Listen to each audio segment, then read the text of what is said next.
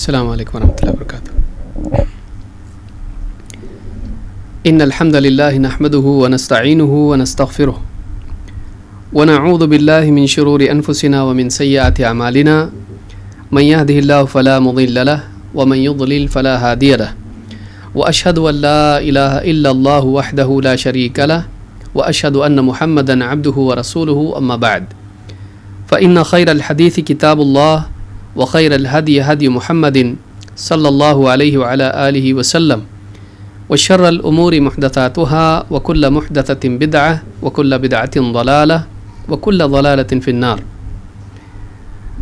وعن جبير ابن مطعم رضي الله عنه قال قال رسول الله صلى الله عليه وسلم لا يدخل الجنة قاطع يعني قاطع رحم، متفق عليه۔ قابل احترام فضیلۃ الشیخ محمد مختار مدنی حفظہ اللہ، دیگر اہل علم، میرے محترم دینی بھائیوں اور قابل احترام ماں اور بہنوں، پچھلے درس میں جیسا کہ شیخ محترم نے بتایا کہ ہم نے باب البر والصلہ کی پہلی حدیث کا مطالعہ کیا، جس میں صلہ رحمی پر دنیا میں اللہ کی طرف سے صحت یا عمر اور مال یا رزق میں اضافے کی فضیلت یا وعدہ ہے۔ اس کے بعد آج اس درس میں ہم اس کا دوسرا حصہ یا دوسری اس کی نقیض کے بارے میں دیکھیں گے۔ آج ہم قطع رحمی کے تعلق سے دیکھیں گے کہ اس کی کیا برائی ہے۔ جبیر ابن مطعم رضی اللہ تعالیٰ عنہ سے حدیث مروی ہے، فرماتے ہیں اللہ کے رسول صلی اللہ علیہ وسلم نے ارشاد فرمایا لا يدخل الجنت قاطع، قاطع قطع کرنے والا جنت میں نہیں جائے گا۔ حدیث کے راوی سفیان رحمہ اللہ، سفیان الثوری رحمہ اللہ کہتے ہیں یعنی قاطع رحم، اس سے مراد قاطع سے مراد قطع کرنے والا سے مراد قطع رحمی کرنے والا ہے۔ متفق علیہ، یہ حدیث بخاری اور مسلم دونوں میں ہے۔ امام البخاری نے بھی اور امام مسلم نے بھی اپنی صحیح میں اس حدیث کو روایت کیا ہے، الفاظ کے تھوڑے بہت فرق کے ساتھ میں۔ تو اس حدیث سے بات معلوم ہوتی ہے کہ اللہ کے نبی صلی اللہ علیہ وسلم نے قطع رحمی کرنے والے کے لیے یہ بات بتائی ہے اور یہ سخت وعید اس کے لیے ذکر کی ہے کہ وہ جنت میں نہیں جائے گا۔ اس تعلق سے صحیح مسلم ہی میں ایک اور روایت ہے جس میں صاف صراحت کے ساتھ وضاحت ہے، جو سفیان الثوری کے علاوہ طریق سے آئی ہے، جس میں قاطع کے ساتھ میں رحم کا بھی ذکر آیا ہے۔ اللہ کے نبی صلی اللہ علیہ وسلم فرماتے ہیں لا يدخل الجنت قاطع رحم، وہ شخص ہرگز بھی جنت میں نہیں جائے گا جو رشتے ناطے توڑتا ہے، جو قطع رحمی کرتا ہے۔ اس سے پہلے ہم دیکھ چکے ہیں درس میں کہ صلہ رحمی کا مطلب کیا ہے اور رحم سے مراد کیا ہے۔ وہ رشتے ناطے جو ماں کی وجہ سے ہوں، پیٹ کی وجہ سے ہوں، پیدائش کی وجہ سے ہوں۔ ایک بچہ جب پیدا ہوتا ہے تو ماں باپ کی وجہ سے اس کے کئی رشتے بنتے ہیں۔ اسی طرح سے جب وہ کسی کا دودھ پیتا ہے، کسی خاتون کا دودھ پیتا ہے، اس کی وجہ سے کئی رشتے بنتے ہیں۔ اسی طرح سے جب وہ بڑا ہو کر نکاح کرتا ہے تو اس کی وجہ سے کئی رشتے اس کے بنتے ہیں۔ تو یہ تینوں قسم کے جو رشتے ہیں، ان رشتوں کی وجہ سے ایک انسان حقوق میں بندھ جاتا ہے، ذمہ داریوں میں بندھ جاتا ہے۔ یہ اللہ کی طرف سے دیے ہوئے رشتے ہیں جن کا لحاظ اس کو کرنا ہے، ان کے ساتھ اچھا سلوک کرنا، ان کے مسائل میں دکھ درد میں ان کے کام آنا اور اپنی طرف سے ان کو بھلائی دینا اور اپنی برائی سے ان کو بچائے رکھنا، یہ صلہ رحمی کہلاتا ہے، جیسا کہ آگے بھی ہم دیکھیں گے۔ اور اس کے بالعکس ان کے ساتھ بدسلوکی کرنا، رشتہ توڑنا یا ان کے اوپر ظلم کرنا، یہ ساری چیزیں قطع رحمی میں آتی ہیں۔ تو اس حدیث میں بتایا گیا ہے کہ لا يدخل الجنت قاطع رحم، وہ آدمی جنت میں نہیں جائے گا جو قطع رحمی کرتا ہے۔ امام البخاری نے الادب میں حدیث نمبر 5984 پر، اور اسی طرح سے امام مسلم نے کتاب البر والصلۃ والآداب میں حدیث نمبر 2556 پر اس کو روایت کیا ہے۔ الفاظ مسلم کے ہیں، قاطع و رحم کے الفاظ مسلم کے ہیں۔ تو اس حدیث سے ایک بڑی بات یہ معلوم ہوئی کہ نبی کریم صلی اللہ علیہ وسلم نے قطع رحمی پر جنت کے دخول کو منع بتایا ہے، یا ایسے انسان کے لیے بتایا کہ قطع رحمی جنت میں جانے سے رکاوٹ ہے، اس کے لیے وعید یہ ہے کہ جنت میں نہیں جائے گا۔ قطع رحمی کیا ہے؟ جیسا کہ ہم نے دیکھا کہ صلہ رحمی کا بالکل الٹا جو ہے قطع رحمی ہے۔ ابن الاثیر رحمہ اللہ فرماتے ہیں وقد تکرر فی الحدیث ذکر صلۃ الرحم، احادیث میں صلہ رحمی کا لفظ بار بار مکرر آتا ہے۔ وہی کنایۃ عن الاحسان الی الاقربین، یہ لفظ اس سے مراد ہے، یہ کنایا ہے، اشارے میں بتایا گیا ہے کہ اس سے مراد یہ ہے کہ قریبی رشتہ داروں کے ساتھ احسان کا سلوک کیا جائے، من ذوی النسب والاصہار، چاہے وہ رشتے نسب کی بنیاد پر ہوں یا نکاح کی بنیاد پر ہوں، والتعطف علیہم، ان کے ساتھ شفقت کا معاملہ کرنا، والرفق بہم، ان کے ساتھ نرمی کا سلوک کرنا، والرعایت لاحوالہم، اور ان کے حالات کی نگرانی کرنا، ان کی دیکھ بھال کرنا، وکذالک ان بعدوا او اساءوا، چاہے رشتہ دار اس سے دور ہو جائیں یا اس کے ساتھ برا سلوک کریں، وہ اپنے آپ کو اس سے کاٹ لیں یا اس کے ساتھ وہ خود ظلم و زیادتی کا سلوک کریں، تب بھی اس کو صلہ رحمی کرنا چاہیے۔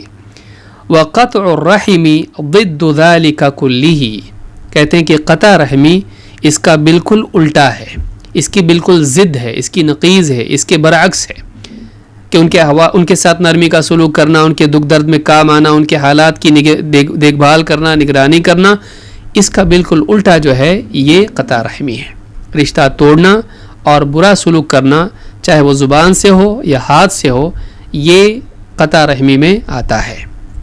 النہایہ فی غریب الحدیث والاثر میں انہوں نے یہ ذکر کیا ہے۔ صلہ رحمی کا ادنی درجہ کیا ہے جس کے بعد قطع رحمی شروع ہوتا ہے؟ وہ کیا ہے کہ آخر حد تک انسان کم سے کم اتنا کر سکتا ہے کہ وہ قطع رحمی کا مجرم نہ ہو، وہ کیا چیز ہے؟ قاضی ایاز کہتے ہیں اپنی کتاب اکمال المعلم بفوائد مسلم میں، جو مسلم کی شرح ہے، کہتے ہیں الصلۃ درجات، صلہ رحمی کئی درجات اس کے ہیں، یعنی ایک ہی چیز نہیں ہے بلکہ اس کے مرتبے ہیں، اس لیے کہ دین میں ہر چیز کے مراتب ہوتے ہیں، تو کئی لیول اس کے ہیں۔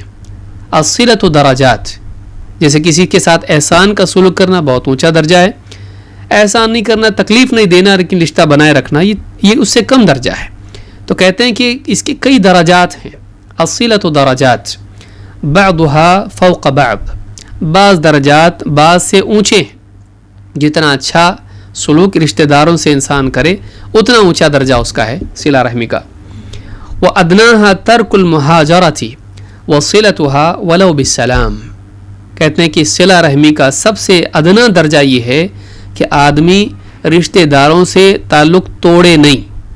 ادنی درجہ یہ ہے کہ ان کے ساتھ مہاجرہ، حجر کا معاملہ نہ کرے، ان کو چھوڑ نہ دے کہ اب بس ہمارا ان کا رشتہ ختم ہو گیا، تعلق ختم، تو ان کو چھوڑ دینا، ان سے تعلق ختم کر دینا، یہ قطع رحمی میں آتا ہے۔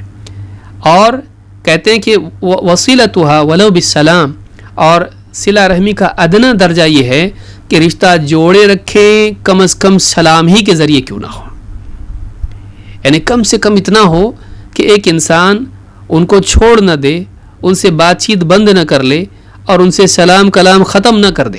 کم سے کم درجہ اتنا ہے کہ آدمی کم سے کم بات چیت تو کرے، ملاقات کہیں ہو، بات چیت ہو، سلام دعا ہو، یہ سب چیزیں ہوں، بس زیادہ تعلق نہیں ہے، احسان نہیں کر رہا، ٹھیک ہے، لیکن کم سے کم درجہ یہ ہے کہ ان سے ایک دم رشتہ توڑے نہیں آدمی، سلام کلام بھی بند نہ کر دے۔ یہ ادنی درجہ ہے صلہ رحمی کا۔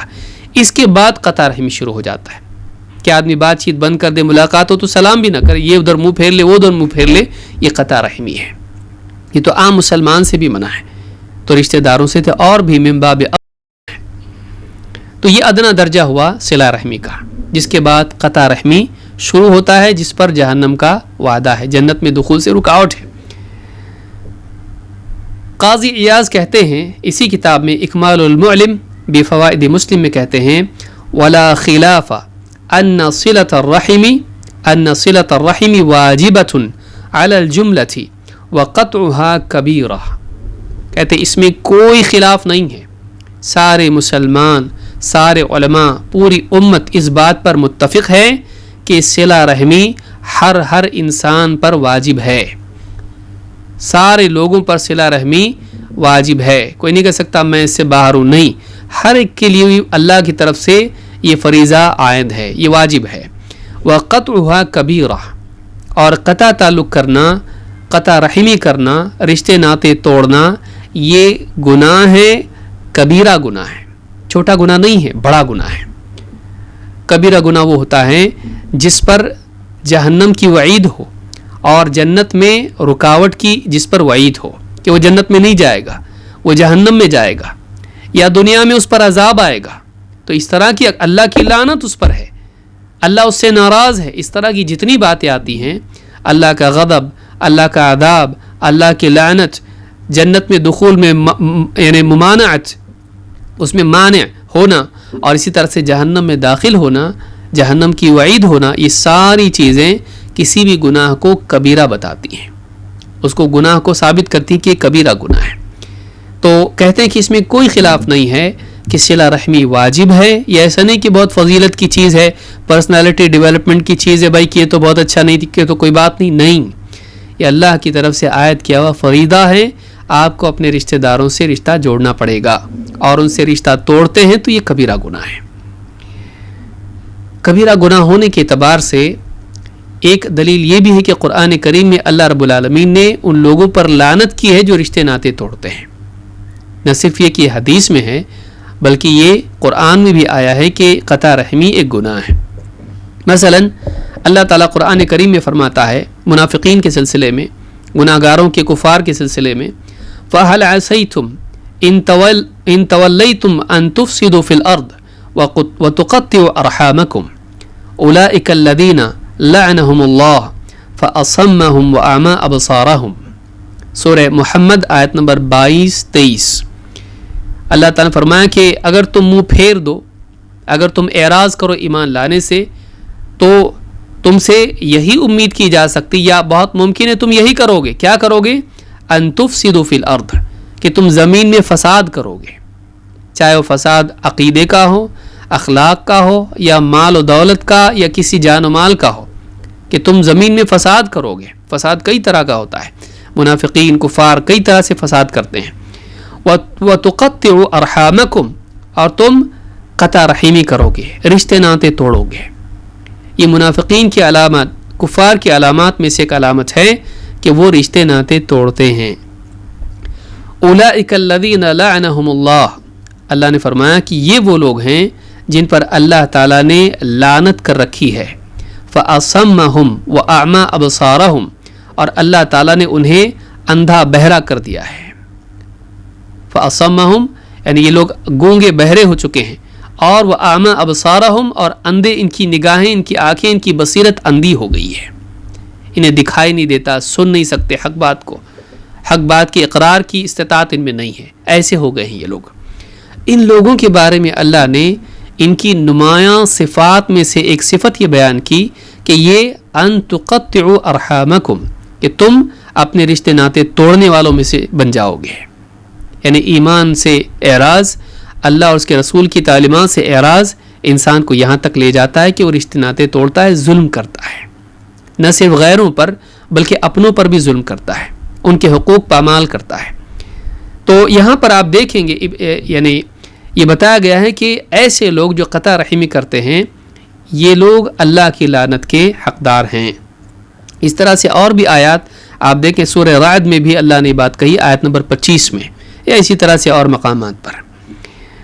حدیث میں بھی اللہ کے نبی صلی اللہ علیہ وسلم نے اس پر وعید بیان کی، اور یہ بات ایک اور زائد وعید ہے، اضافی وعید ہے، کہ جو انسان قطع رحمی کرتا ہے اس کا عذاب نہ صرف یہ کہ آخرت میں ہے، جیسا کہ حدیث میں آیا کہ وہ جنت میں نہیں جائے گا، یہ اخروی وعید ہے، یہ آخرت میں سزا ہے، لیکن صرف آخرت ہی میں نہیں بلکہ قطع رحمی کی سزا انسان کو دنیا میں بھی ملتی ہے۔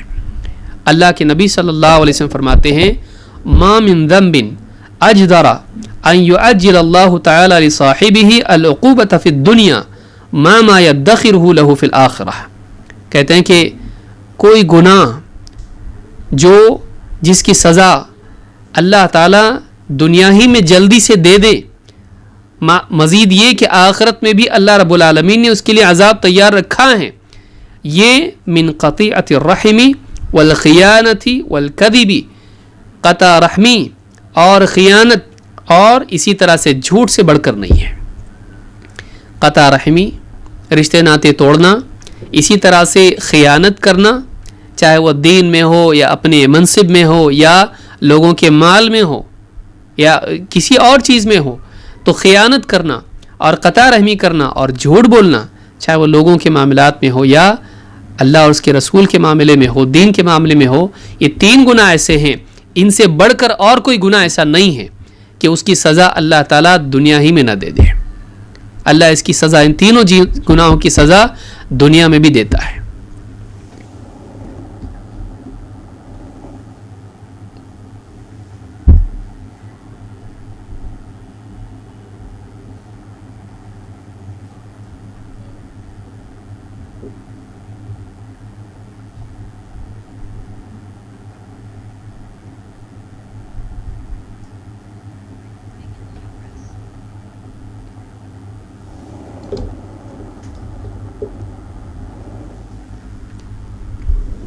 تو 3 گناہ ایسے ہیں جن کی سزا اللہ تعالیٰ دنیا میں بھی دیتا ہے۔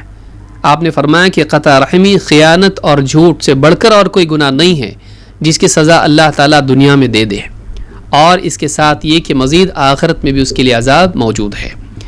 تو اسی بات معلوم ہوئی کہ اس گناہ کی سزا دنیا میں بھی ملتی ہے۔ اس کے برعکس آپ دیکھیے، جیسا کہ پچھلی حدیث میں بھی ہم نے دیکھا تھا، آپ نے فرمایا کہ وَإِنَّ أَعْجَلَ الطَّاعَةِ ثَوَابًا لَصِلَةُ الرَّحِمِ حَتَّى إِنَّ أَهْلَ الْبَيْتِ لَيَكُونُوا فَجَرَةً فَتَنْمُو أَمْوَالُهُمْ وَيَكْثُرُ عَدَدُهُمْ إِذَا تَوَاصَلُوا۔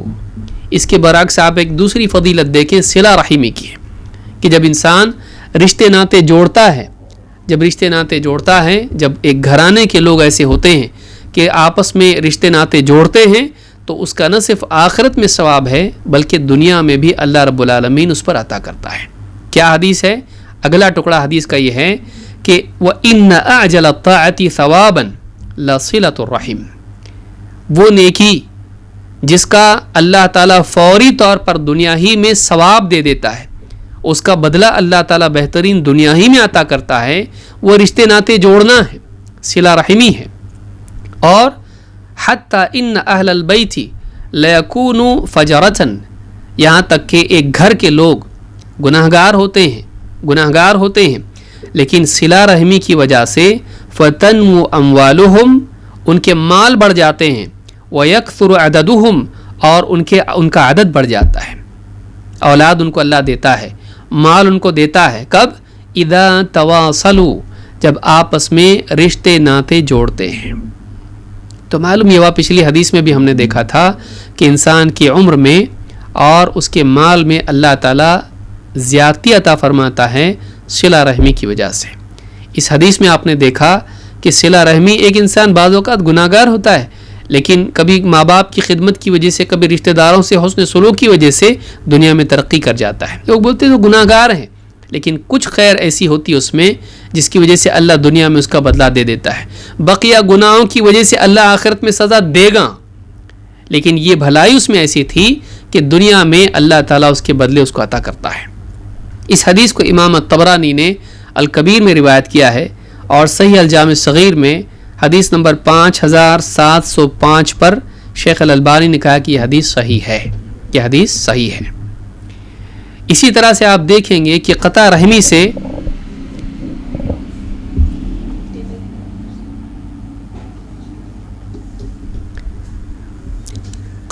سے انسان کے اعمال بھی مردود ہو جاتے ہیں، اللہ کے مقبول نہیں ہوتے۔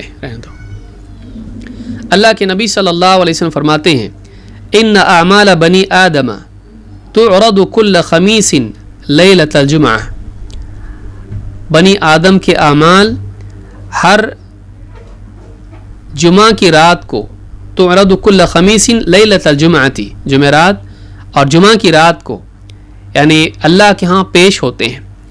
فلا يقبل عمل قاطع رحم، قطع رحمی والے کا عمل قبول نہیں کیا جاتا ہے، قطع رحمی کرنے والے کا عمل اللہ کے ہاں قبول نہیں کیا جاتا ہے۔ علماء نے کہا کہ قبولیت دو اعتبار کی ہوتی ہے، ایک اس اعتبار سے کہ اس کو جزا نہیں ملے گی، ایک اس اعتبار سے کہ وہ عمل اس سے یعنی اجزا ہی اس کا نہیں ہوگا، وہ عمل ہی شمار نہیں ہوگا۔ کہا کہ یہاں پر عمل تو شمار ہوگا، جسے نماز پڑھی دہرانے کی ضرورت نہیں ہے، روزہ دہرانے کی ضرورت نہیں ہے، لیکن چونکہ وہ گناہ گار ہے لہٰذا اللہ رب العالمین کی رضا اس کے ساتھ نہیں ہے۔ یہی معاملہ بدعتی کا ہوتا ہے کہ عمل اس کا جاری تو رہتا ہے، فرائض اس سے ساقط تو ہو جاتے ہیں، لیکن اللہ اس سے راضی نہیں ہوتا ہے اس کے عمل کے باوجود۔ کیوں؟ اس لیے کہ ایسا عمل وہ کر رہا ہے جس سے اللہ اس سے خوش نہیں ہے۔ تو یہ بھی ایک ایسا عمل ہے جس سے انسان کے اعمال قبولیت نہیں پاتے۔ انما یتقبل اللہ من المتقین، اللہ تعالیٰ متقین سے قبول کرتا ہے کہ رضا اللہ کی اس کے ساتھ ہوتی ہے۔ تو اس حدیث کو امام احمد نے روایت کیا ہے، اور صحیح ترغیب میں حدیث نمبر 2538 پر شیخ الالبانی نے کہا کہ حدیث حسن لغیرہ ہے، طرق کی وجہ سے حدیث مقبول ہے۔ تو معلوم ہوا کہ قطع رحمی ایسا بڑا گناہ ہے کہ انسان کے اعمال بھی اس سے قبولیت سے روک دیے جاتے ہیں، بلکہ اللہ کی رحمت سے انسان محروم ہو جاتا ہے۔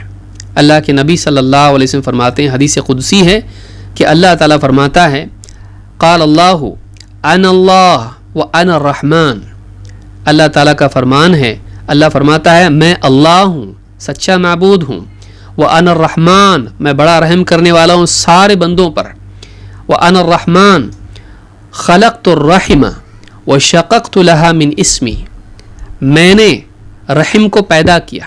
رشتے ناطے کس نے؟ انسان کو اللہ نے بنایا، پھر اس سے اولاد کا سلسلہ اللہ نے جاری رکھا، نکاح کا قانون اللہ نے بنایا۔ تو اللہ تعالیٰ نے رشتے ناطے بنائے انسان کے۔ وشققت لها من اسمی،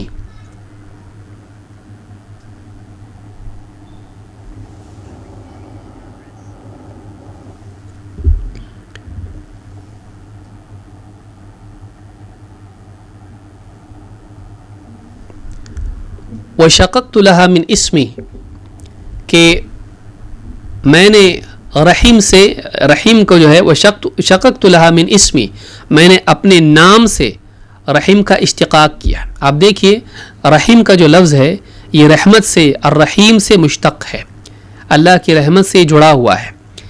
فمن وصلها وصلته ومن قطعها بتته، جو رشتے جوڑتا ہے، جو رحیم کو جوڑتا ہے، میں اسے اپنی رحمت سے جوڑ دوں گا، اور جو رشتے توڑے گا، رشتوں کو کاٹ دے گا، رشتوں سے قطع اپنے آپ کو کرے گا، رشتہ داروں کو اپنے سے کاٹ دے گا، میں بھی اپنی رحمت سے اس کو کاٹ دوں گا، میں بھی اپنی رحمت سے اس کو دور کر دوں گا۔ تو اس حدیث کو امام احمد، ابو داؤد اور ترمذی نے روایت کیا ہے، اور الصحیحہ میں حدیث نمبر 520 پر شیخ الالبانی نے اس کو صحیح کہا ہے۔ اس حدیث سے بات معلوم ہوتی ہے کہ جو انسان رشتے ناطے جوڑتا ہے اس انسان کو اللہ کی رحمت سے جوڑا جاتا ہے، اور جو انسان رشتے ناطے کاٹتا ہے وہ اللہ کی رحمت سے دور ہو جاتا ہے، اس کو اللہ کی رحمت نصیب نہیں ہوتی ہے۔ اس سے اس چیز کی اہمیت معلوم ہوتی ہے، اور قطع رحمی کا کبیرہ گناہ ہونا بھی معلوم ہوتا ہے۔ ایک اور حدیث ہم دیکھتے ہیں تاکہ اس کی شدت ہم کو سمجھ میں آئے۔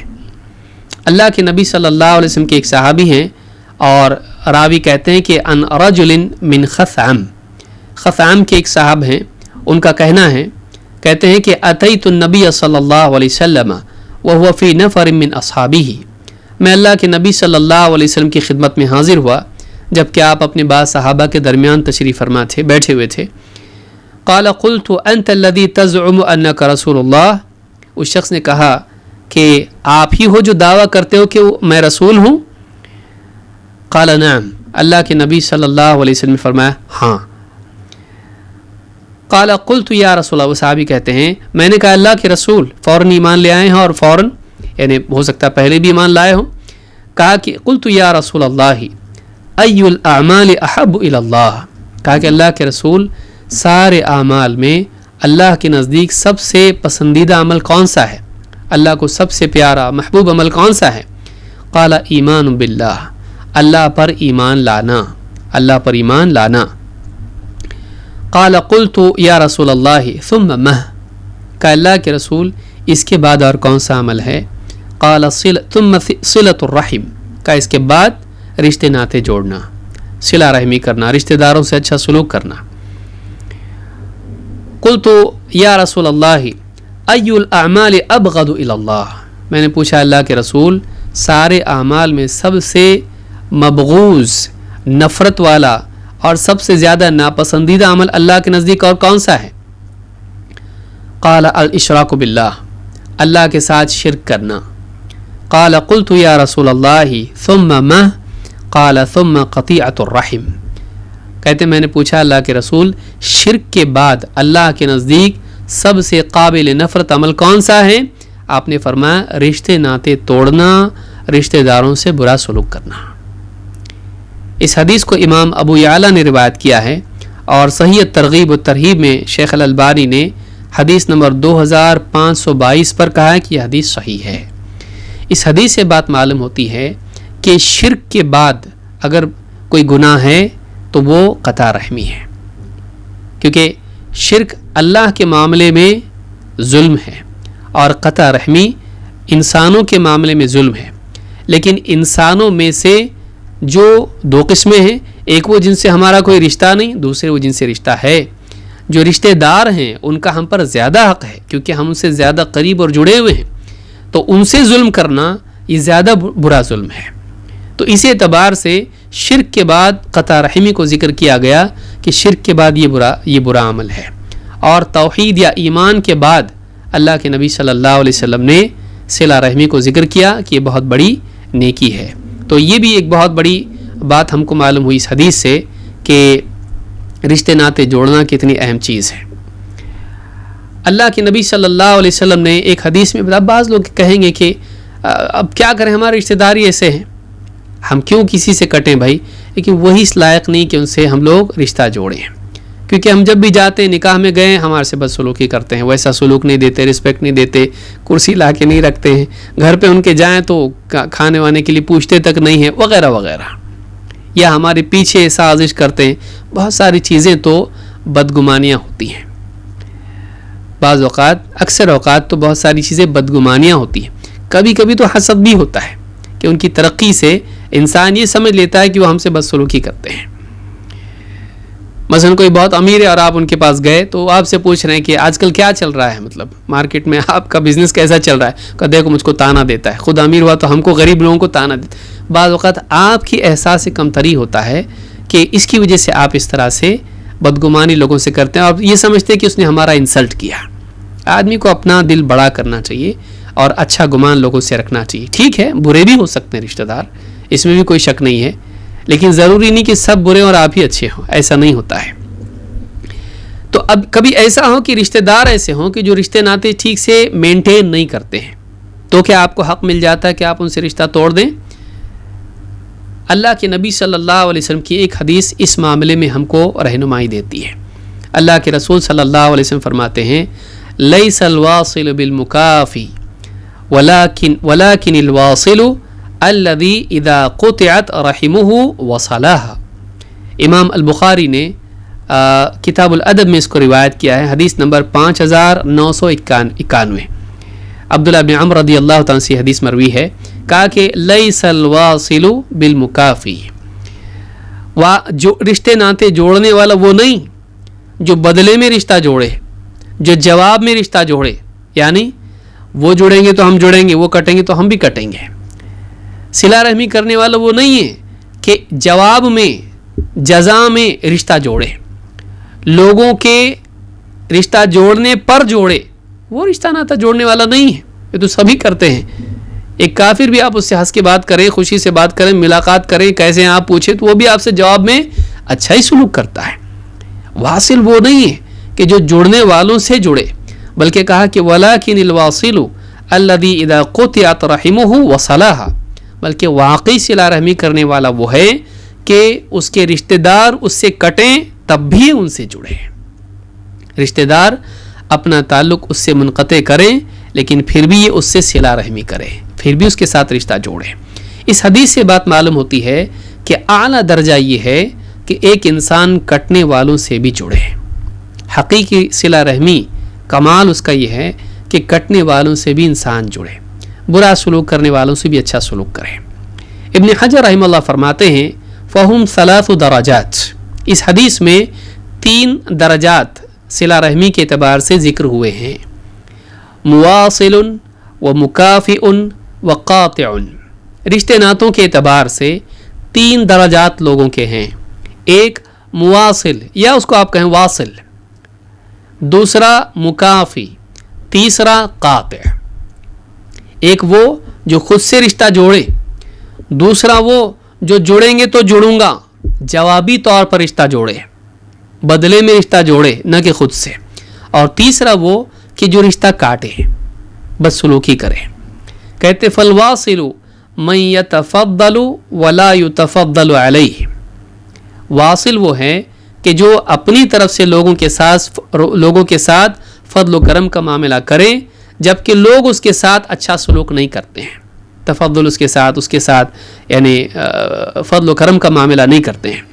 والمکافی الذی لا یزید فی الاعطاء علی ما یاخذ, مکافی کون ہے کہ جتنا سامنے سے اچھا سلوک آ رہا ہے اتنا ہی ناپ تول کے میں ان کے ساتھ سلوک کروں گا.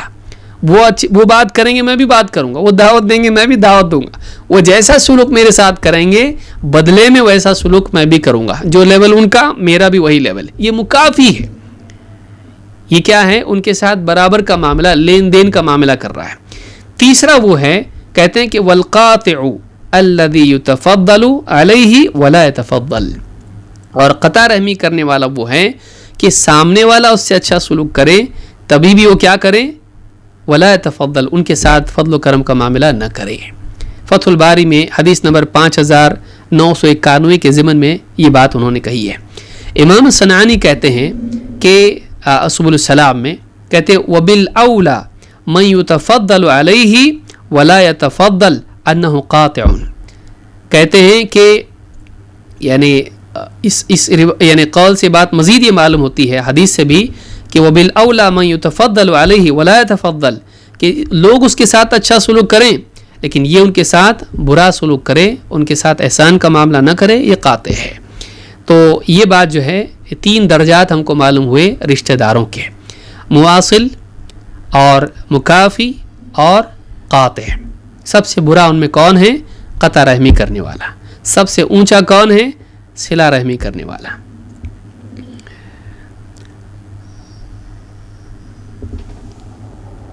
اصل میں بار بار وہاں سے یا یہاں سے معلوم نہیں, ڈسکنیکٹ ہو رہا ہے.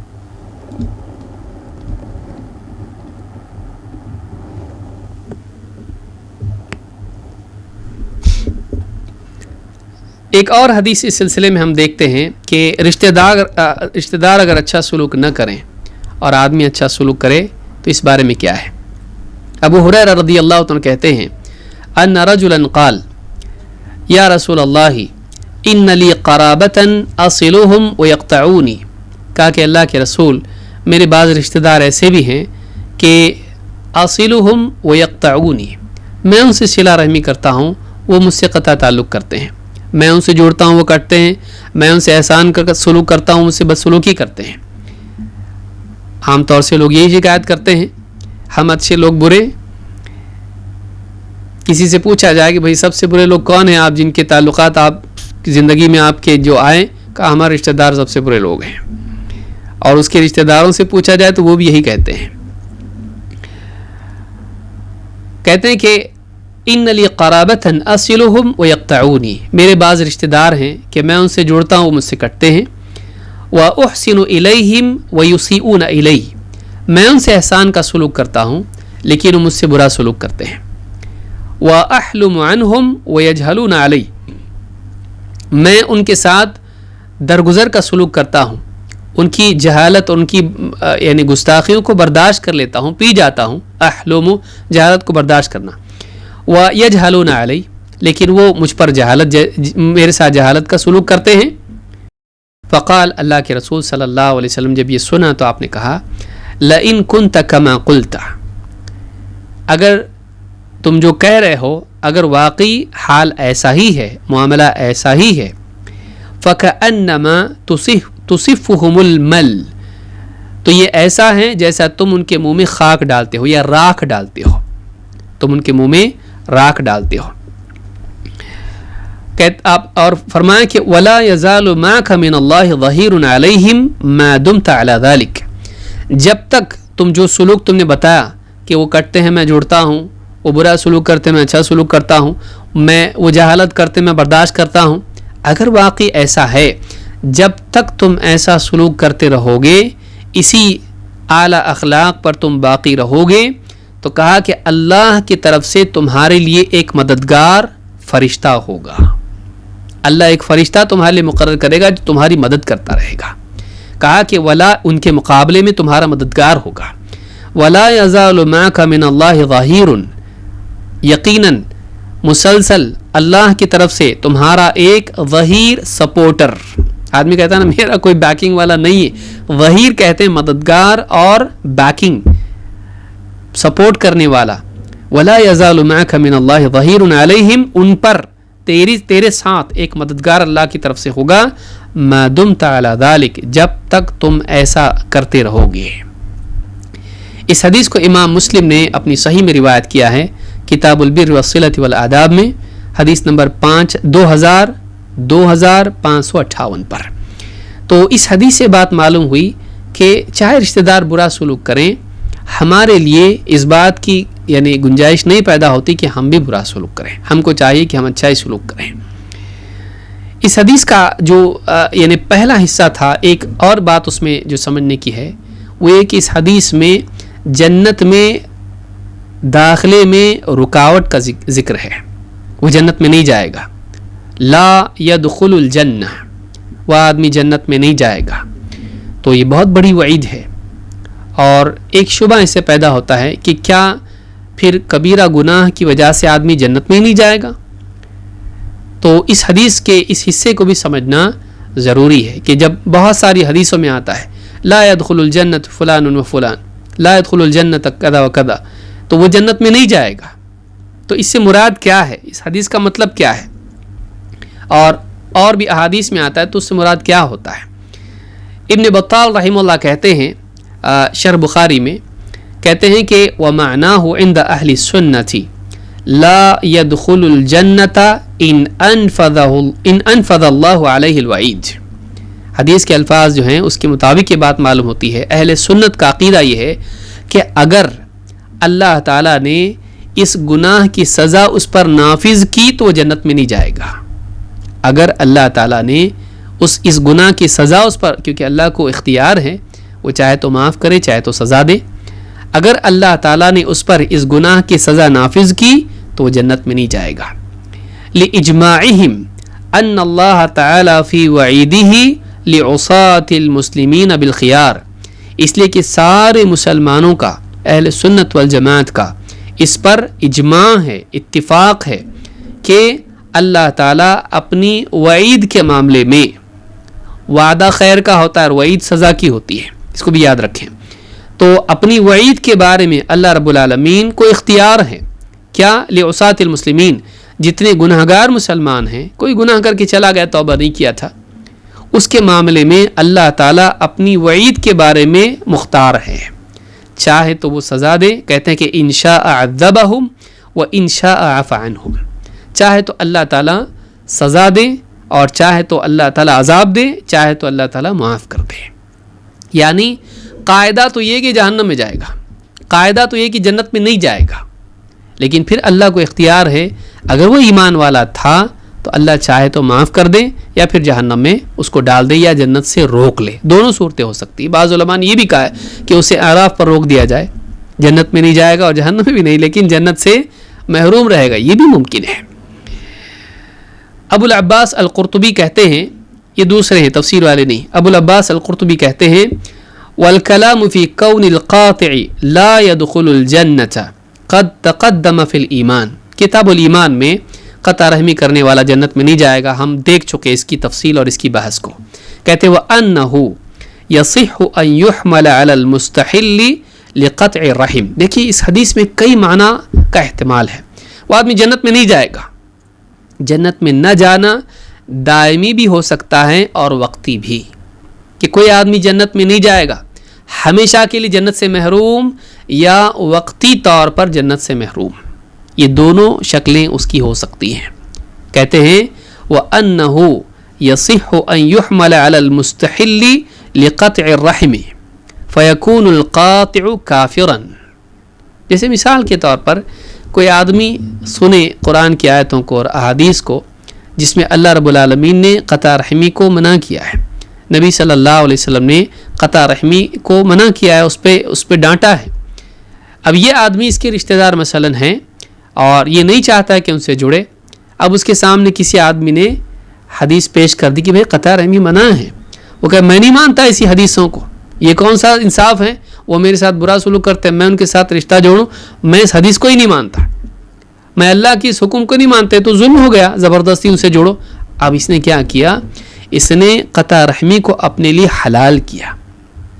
اللہ تعالیٰ کی حرام کی ہوئی چیز کو حلال کرنے سے آدمی کافر ہو جاتا ہے. کوئی آدمی کہ مجھ سے نہیں ہوتا, اب کیا کروں, وہ آتا ہے سامنے لیکن دل ہی نہیں مانتا, یہ کافر نہیں ہے, یہ گنہگار ہے کہ وہ اپنے رشتہ داروں سے رشتہ توڑے ہوئے ہیں, یہ گنہگار ہے. لیکن کوئی آدمی کہے کہ یہ حکم میں نہیں مانتا بھائی, باقی سب ٹھیک ہے اپنی جگہ, نماز روزہ میں سب کروں گا, یہ اپنے کو نہیں سمجھ میں آتا ہے. اگر اس طرح کی بات کوئی کہتا ہے کہ اللہ تعالیٰ کے حکم کا انکار کرتا ہے, تو ابلیس میں اس میں کیا فرق ہے؟ اللہ نے ایک حکم دیا, ایک حکم تو نہیں مانا تھا نا اس نے. ابا واستکبر وکان من الکافرین, اس نے انکار کیا, گھمنڈ میں آ گیا اور کافروں میں سے ہو گیا. تو یہ جو چیز ہے کہیں نہ کہیں اس میں گھمنڈ کا شائبہ ہوتا ہے کہ آدمی اپنی ذات کو حق سے بلند مانتا ہے. اس کو یاد رکھیے کہ آدمی کیوں انکار کرتا ہے اللہ اس کے رسول کی بات کا. منکرین حدیث میں آپ کو تکبر کوٹ کوٹ کے بھرا ہوا ملے گا, میں زیادہ عقل مند, میں بہت ہائی فائی ہوں. تو یہ جو ہے کبر اس میں ہوتا ہے, انکار میں اکثر. تو کہا کہ اگر وہ قطع تعلق کرتا ہے رشتہ داروں سے, اس کو حلال مانتا ہے اپنے لیے, تو ایسا آدمی کافر ہو جاتا ہے استحلال کی وجہ سے, صرف فعل کی وجہ سے نہیں, استحلال کی وجہ سے, حلال ماننے کی وجہ سے. میرے لیے حلال ہے قطع رحمی, میں نہیں مانتا اس بات کو, ایسا کہے تو. او یخاف ان یفسد, اور دوسری وجہ کیا ہے, جنت میں نہیں جائے گا. یہ پہلی بات ہوئی حلال کر لینا, ہمیشہ کے لیے جنت میں نہیں جائے گا. نمبر 2, او یخاف ان یفسد قلبه بسبب تلك المعصیة فیختم علیہ بالکفر فلا يدخل الجنہ. دوسری بات یہ ہے کیونکہ بعض گناہوں کا دل پر اثر ہوتا ہے, اس گناہ کی وجہ سے دل میں بگاڑ آ جائے, بگڑتے بگڑتے بگڑتے دل اتنا بگڑ جائے کہ وہ کفر میں واقع ہو جائے, اور پھر یہ بھی ہمیشہ کے لیے جنت سے محروم ہو جائے, اس کا خاتمہ کفر پر ہو. کیوں؟ اس لیے کہ بعض گناہ ایسے ہوتے ہیں کہ جو نہ صرف ایمان کو کمزور کرتے ہیں بلکہ وہ کفر کا راستہ ہموار کر دیتے ہیں. بلکہ ہر گناہ کبیرہ ایسا ہوتا ہے جو انسان کے لیے کفر کا راستہ ہموار کرتا ہے. اگر اللہ نہ بچائے تو آدمی کفر کے راستے پہ چلنے والا بن سکتا ہے. تو یہ کہ ایک اس گناہ کی وجہ سے دل میں بگاڑ پیدا ہو جائے. آپ دیکھیے مثال کے طور پر بعض اوقات رشتہ دار, مثال کے طور پر کوئی عالم ہے, ایک رشتہ دار کسی کا ہے, وہ عالم ہے. اب مان لیجئے کسی مجلس میں بیٹھے ہوئے ہیں اور آدمی اس رشتہ دار سے چڑھتا ہے, رشتہ جھگڑا ہے دونوں کا, زمین کا ہے یا کسی اور جائیداد کا جھگڑا ہے. اب اس جھگڑے کی وجہ سے اس کو اس سے نفرت ہے, اس عالم سے نفرت ہے. اب مجلس میں کسی مسئلے پر گفتگو نکلی, اس عالم نے کہا دیکھیے قرآن و سنت سے تو یہ بات سامنے آتی کہ ایسا صحیح ایسا غلط ہے. اب یہ دیکھا کہ اچھا اس نے اس کی مخالفت کی, نہیں یہ بات غلط ہے آپ کی, جبکہ اس کی بات صحیح ہے. اس نے قرآن کی آیتیں پیش کی, اس نے حدیث پیش کی, لیکن یہ کیا ہوا, قطع رحمی کی وجہ سے اور رشتے ناطے میں بگاڑ کی وجہ سے اس آدمی نے اس کی اس صحیح بات کا بھی انکار کیا. یہ بھی نہیں دیکھا کہ وہ قرآن کی بات پیش کر رہا ہے, یہ بھی نہیں دیکھا کہ وہ حدیث کی بات پیش کر رہا ہے. تو کبھی ایسا بھی ہو سکتا ہے کہ ایک انسان قطع رحمی کی وجہ سے کفر میں واقع ہو جائے, ضد کی وجہ سے. کتنی سخت بات ہے, اللہ ہم سب کی حفاظت فرمائے. آدمی کو ہمیشہ حق کے اعتراف کے لیے تیار ہونا چاہیے, چاہے دشمن کی طرف سے کیوں نہ ہے. کہتے او یخاف ان یفسد قلبہ, ڈر اس بات کا ہے کہ قطع رحمی کی وجہ سے اس کا دل بگڑ جائے، فساد پیدا ہو جائے، بسبب تلک المعصیۃ فیختم علیہ بالکفر، اور خاتمہ اس کا کفر پر ہو جائے، فلا يدخل الجنہ، اور وہ جنت میں نہ جائے، ہمیشہ کے لیے جنت سے محروم ہو جائے. یہ بھی ہو سکتا ہے. یہ دوسری شکل ہوئی. تیسری شکل کیا ہے؟ کہتے ہیں او لا يدخل الجنۃ فی الوقت الذی يدخلها الواصل لرحمہ. کہتے ہیں کہ یہ بھی مطلب ہو سکتا ہے کہ یہ اس وقت اسے جنت میں جانے کا موقع نہ دیا جائے جب صلہ رحمی کرنے والا جائے گا. وہ پہلے جائے گا، یہ بعد میں جائے گا. وہ پہلے جائے گا، یہ بعد میں جائے گا. یعنی اس کو مؤخر کیا جائے، اس کا جنت میں جانا. جنت میں جانے میں تاخیر بھی ہو سکتی ہے کہ اس کی سزا یہی ہے کہ تو پہلے نہیں جائے گا، جلدی نہیں جائے گا، دیر سے جائے گا. صلہ رحمی کرنے والا جلدی جائے گا، قطع رحمی کرنے والا دیر سے جائے گا. یہ بھی مطلب ہو سکتا ہے.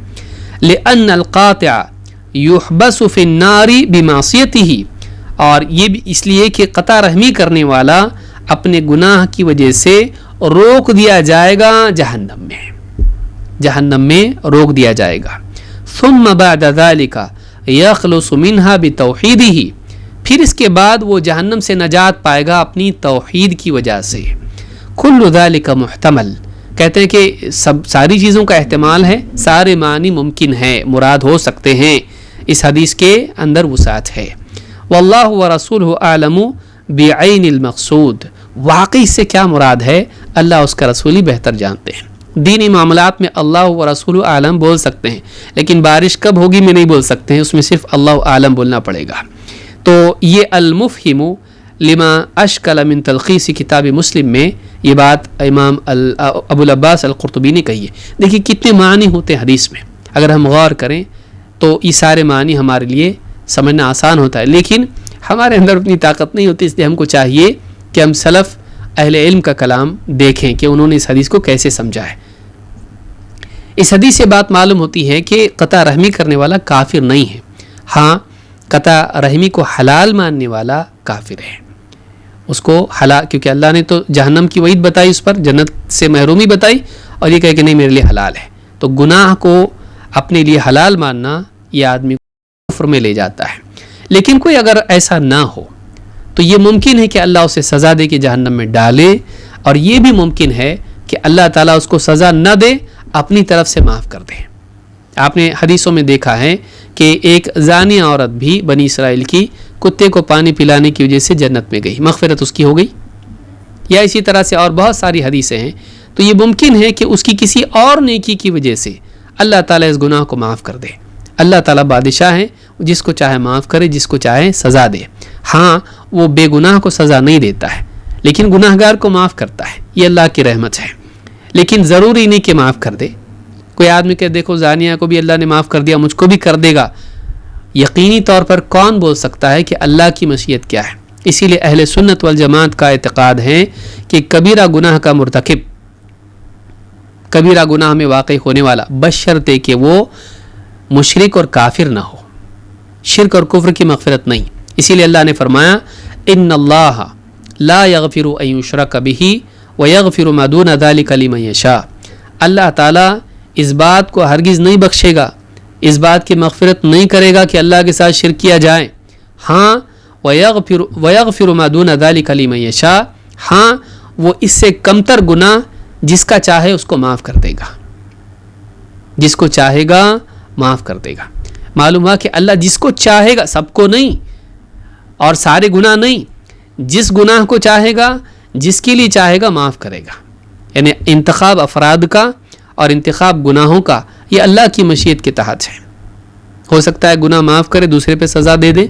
لہٰذا کسی انسان کو ٹرائی نہیں کرنا چاہیے کہ دیکھیں گے ہو سکتا ہے اللہ معاف کر دے. نہیں، کوئی آدمی آگ میں نہیں کودتا ہے اس اعتبار سے کہ دیکھیں گے بچ بھی سکتا، نہیں بھی بچ سکتا. پانی میں نہیں کودتا ہے کہ کوئی آدمی ہو سکتا بچا لے، کوئی نہیں بچایا تو مر جائے گا ڈوب کے. تو اس طرح سے انسان کو خطرے میں کودنا نہیں چاہیے، بلکہ اپنے آپ کو بچانا چاہیے. سورہ نساء آیت نمبر 48 اور اسی طرح سے سورہ نساء آیت نمبر 116 دونوں مقامات پر اللہ نے بات کہی ہے کہ شرک کی مغفرت نہیں. شرک سے کمتر گناہ اگر ہے، اللہ تعالیٰ جسے چاہے گا، جس گناہ کو چاہے گا معاف کرے گا.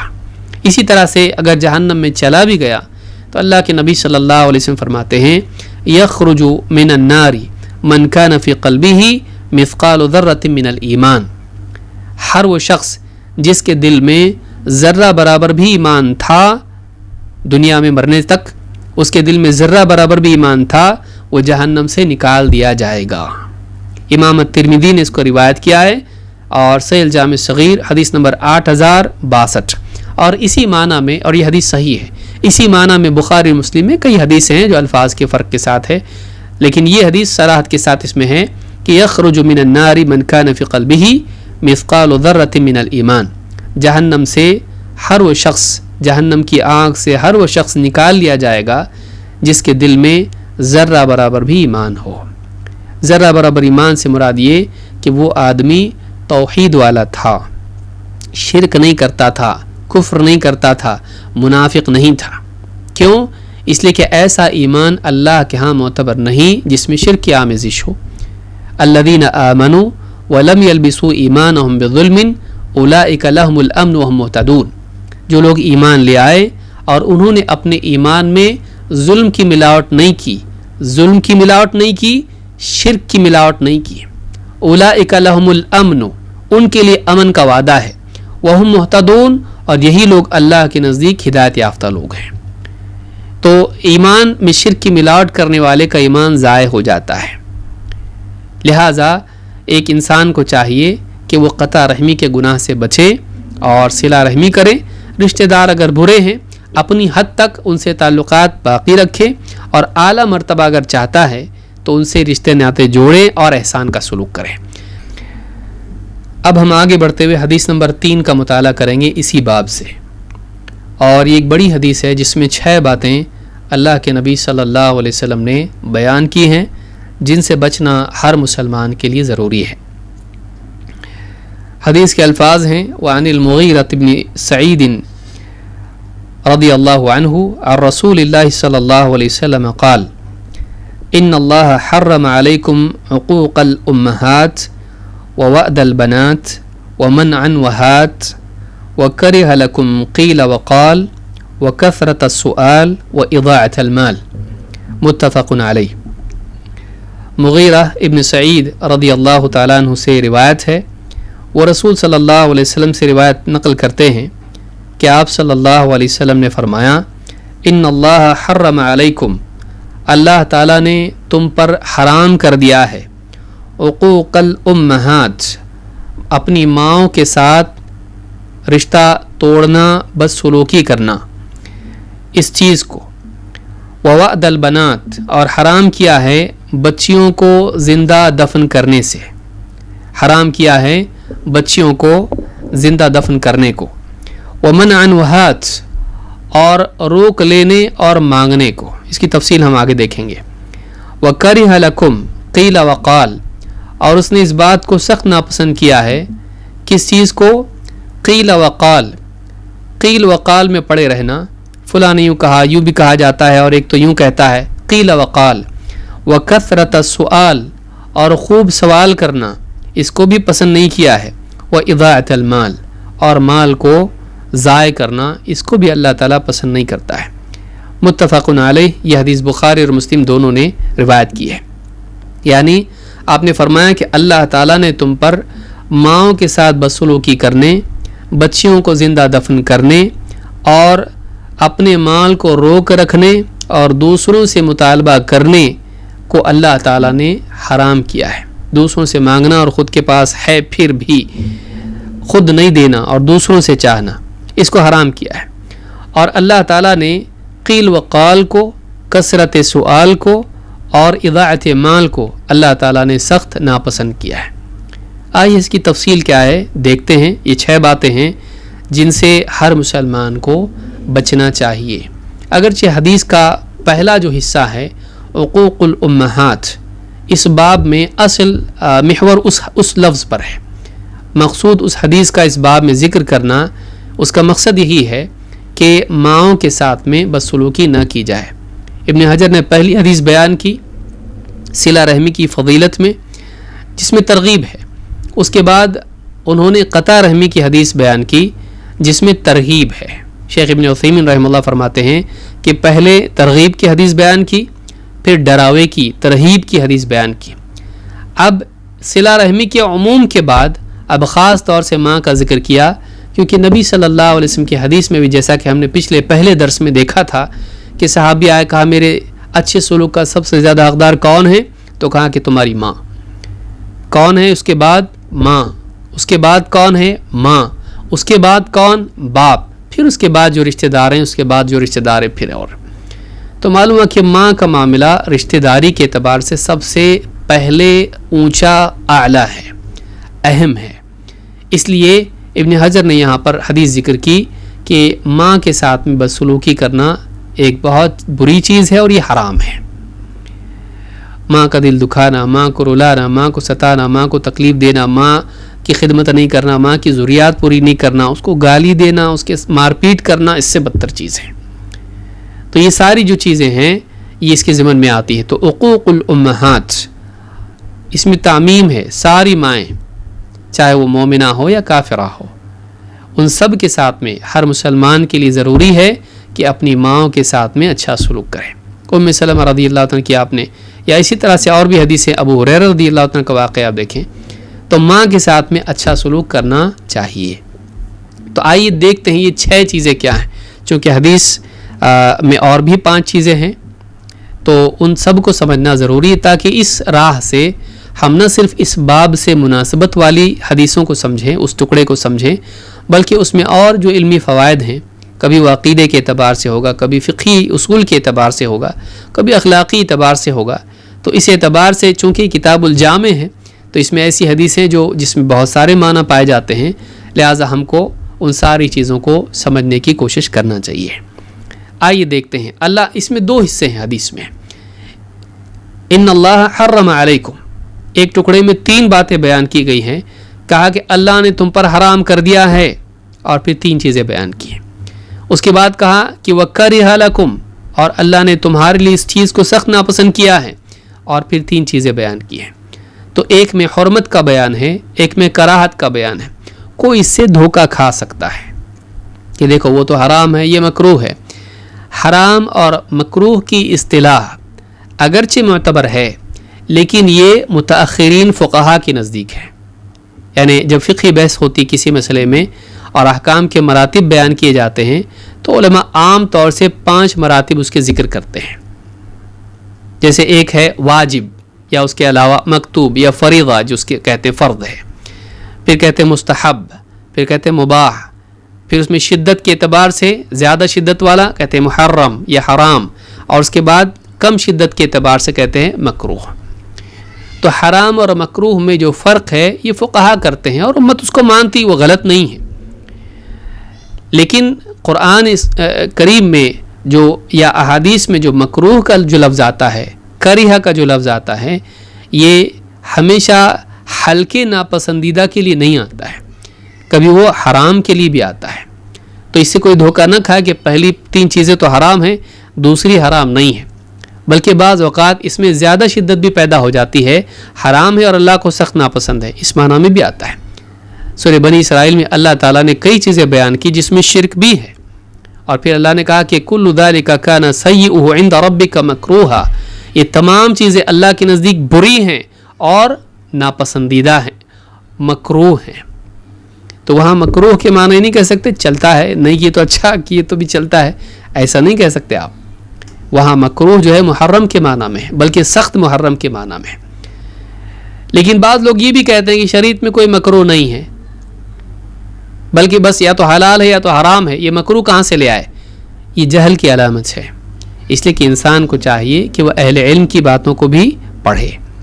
علماء نے ان چیزوں کو جو حرام نہیں ہے لیکن نہ کرنا بہتر ہے، ایسی چیزوں کو مکروہ کہا ہے. کیونکہ ایسی بھی تو کچھ چیزیں ہیں کہ جو اگرچہ حرام نہیں ہے لیکن پسندیدہ بھی نہیں ہے، اور وہ مباح کے درجے میں بھی نہیں ہے کرو، بلکہ اس درجے میں ہے کہ نہ کرنا زیادہ اچھا ہے. تو ایسی چیزوں کو آپ کہاں رکھیں گے؟ نماز میں بار بار کو جانا، آپ اس کو کیا کہیں گے؟ اب یہ حرام ہے، کوئی کہے گا حرام کی دلیل لاؤ. جائز ہے تو پھر کرو، درمیان میں اس کے یعنی ایسا کہ جو حرام تو نہیں ہے لیکن پسندیدہ بھی نہیں ہے، اس کا ترک بہتر ہے، اس کا ترک بہتر ہے. وہ مطلق مباح سے کچھ ہٹ کے ہے، اگرچہ وہ حرام نہیں لیکن ترک اس کا کیا ہے؟ بہتر ہے. تو فقہا نے، اہل علم نے، اور عام طور سے اہل علم نے اس کو قبول کیا ہے. آپ اگر قبول نہیں کرتے تو آپ کا علم، آپ کی عقل آپ کے ساتھ، لیکن اہل علم کی مجلس میں یہ مقبول ہوتا ہے. تو یہ بات یاد رکھیں. تو یہ بھی فرق ضروری تھا بتانا تاکہ لوگ غلط فہمی میں مبتلا نہ ہوں. پہلی چیز کیا ہے جس کو اللہ نے حرام کیا ہے؟ عقوق الامہات، اپنی ماؤں کے ساتھ بدسلوکی کرنا. علامہ صنعانی رحمہ اللہ فرماتے ہیں سبل السلام میں، جو بلوغ المرام کی شرح ہے، کہتے ہیں انما خصت الام ہونا اظہارا لعظم حقها والا فالاب محرم عقوقه. کوئی آدمی یہاں سوال پیدا ہو سکتا ہے اس کے ذہن میں کہ حدیث میں آیا ہے کہ ماؤں کے ساتھ بدسلوکی کو اللہ نے حرام کیا ہے، تو کیا باپ کے ساتھ کر سکتے ہیں؟ یہاں باپ کا ذکر کیوں نہیں ہے؟ ماں کا ذکر ہے، تو باپ کے ساتھ کیا گنجائش ہے اس کی، یا اتنا اہم معاملہ نہیں باپ کے ساتھ بدسلوکی ہے؟ کہتے ہیں کہ انما خصت الام هنا اظہارا لعظم حقها، یہاں پر ماں کا ذکر خاص طور سے اس لیے کیا گیا کہ اس کا حق زیادہ عظیم ہے. آپ نے پچھلی حدیث میں دیکھا تھا 3 مرتبہ حسن سلوک کا ذکر جب صحابی نے پوچھا کس کے ساتھ کرنا چاہیے، 3 مرتبہ اللہ کے نبی صلی اللہ علیہ وسلم نے ماں کا ذکر کیا، 4تھی مرتبہ میں باپ کا بھی ذکر کیا ہے. تو معلوم ہے کہ باپ اس سے خارج نہیں ہے لیکن مقدم ماں ہے. کیوں؟ اس کی کئی وجوہات علماء نے ذکر کی کہ 3 چیزیں ایسی ہیں کہ جن میں ماں باپ کے مقابلے میں خاص ہوتی ہے، باپ کو چیزیں نصیب نہیں ہوتی ہیں. 3 تکلیفیں بچے کی ماں اٹھاتی ہے، باپ نہیں. حمل کی تکلیف باپ کو ہوتی ہے؟ نہیں. حمل کی تکلیف ماں کو ہوتی ہے. پیٹ میں بچہ لیے گھومنا 9 مہینے تک ماں کو تکلیف اٹھانی پڑتی ہے. سردی گرمی بارش بخار الٹی اور نہ جانے کیا قے ہوتی ہے، اس کو سب کچھ برداشت کرتی ہے، کتنے پرہیز کرتی ہے. وہ تکلیف ماں برداشت کرتی، باپ نہیں. پھر وضع حمل، ولادت کی تکلیف، بچہ ہونے کی تکلیف، باپ تو انتظار کرتا رہتا ہے، لڑکا ہوا کہ لڑکی کیا ہوتا معلوم نہیں، وہ تو خوشی میں باہر بیٹھا ہوا انتظار کر رہا ہوتا ہے، اندر تکلیف کون اٹھا رہا ہوتا ہے دواخانے میں؟ ماں. تو ولادت کی تکلیف ماں کو ہوتی، باپ کو نہیں. نمبر 3، بچے کو دودھ پلانے کی تکلیف، وہ ساری تکلیف جو خود کھانا، اپنے جسم سے جو غذا بن رہی، دودھ بچے کو پلانا، وہ 2 سال تک دودھ پلانا، یہ تکلیف ماں برداشت کرتی. 3 چیزیں ایسی جو باپ نہیں، ماں کے پاس ہی ہوتی ہیں. یہ 3 مشقتیں، 3 ذمہ داریاں ماں کے پاس ہوتی ہیں. تو 3 مرتبہ میں نبی صلی اللہ علیہ وسلم نے ماں ماں ماں ذکر کیا. علماء نے ایک وجہ یہ بھی بتائی کہ 3 چیزیں ماں کو نصیب ہوتی جو باپ کو نصیب نہیں ہوتی ہیں، لہذا ماں مقدم ہے. 3 بار اسی لیے بیان کیا. 4تھی مرتبہ باپ کا ذکر کیا کیونکہ اس کی پیدائش میں باپ کا بھی دخل ہے، اور اس کی پیدائش کے بعد اس کی ذمہ داریاں، کھانا پینا اور لباس اور ساری چیزیں، باپ بھی اس میں شریک ہوتا ہے. لیکن یہ 3 چیزیں ماں کے ساتھ خاص ہیں. تو کہتے ہیں کہ ماں کا ذکر اس لیے آیا ہے کہ ماں کا حق زیادہ عظیم ہے. وَإِلَّا فَالْأَبُ مُحَرَّمٌ عُقُوقُهُ، ورنہ دیکھا جائے تو شریعت میں باپ کے ساتھ بدسلوکی بھی حقوق میں آتی ہے. باپ کے ساتھ بھی آپ بدسلوکی نہیں کر سکتے ہیں، ماں کے ساتھ بھی سلوک کرنا ہے، باپ کے ساتھ بھی سلوک کرنا ہے، لیکن ماں کا حق عظیم ہے. شیخ محمد ابن صالح ابن عثیمین رحمہ اللہ فرماتے ہیں فما عقوق الامہات، ماؤں کے ساتھ بدسلوکی کرنا یا عقوق، عقا کیا مطلب ہے اس کا؟ کہتے ہیں نقول هو عدم القیام ببرہن، یہ کہ ماں کے ساتھ میں نیکی اور حسن سلوک کو آدمی چھوڑ دے، اچھا سلوک اس کے ساتھ نہ کرے.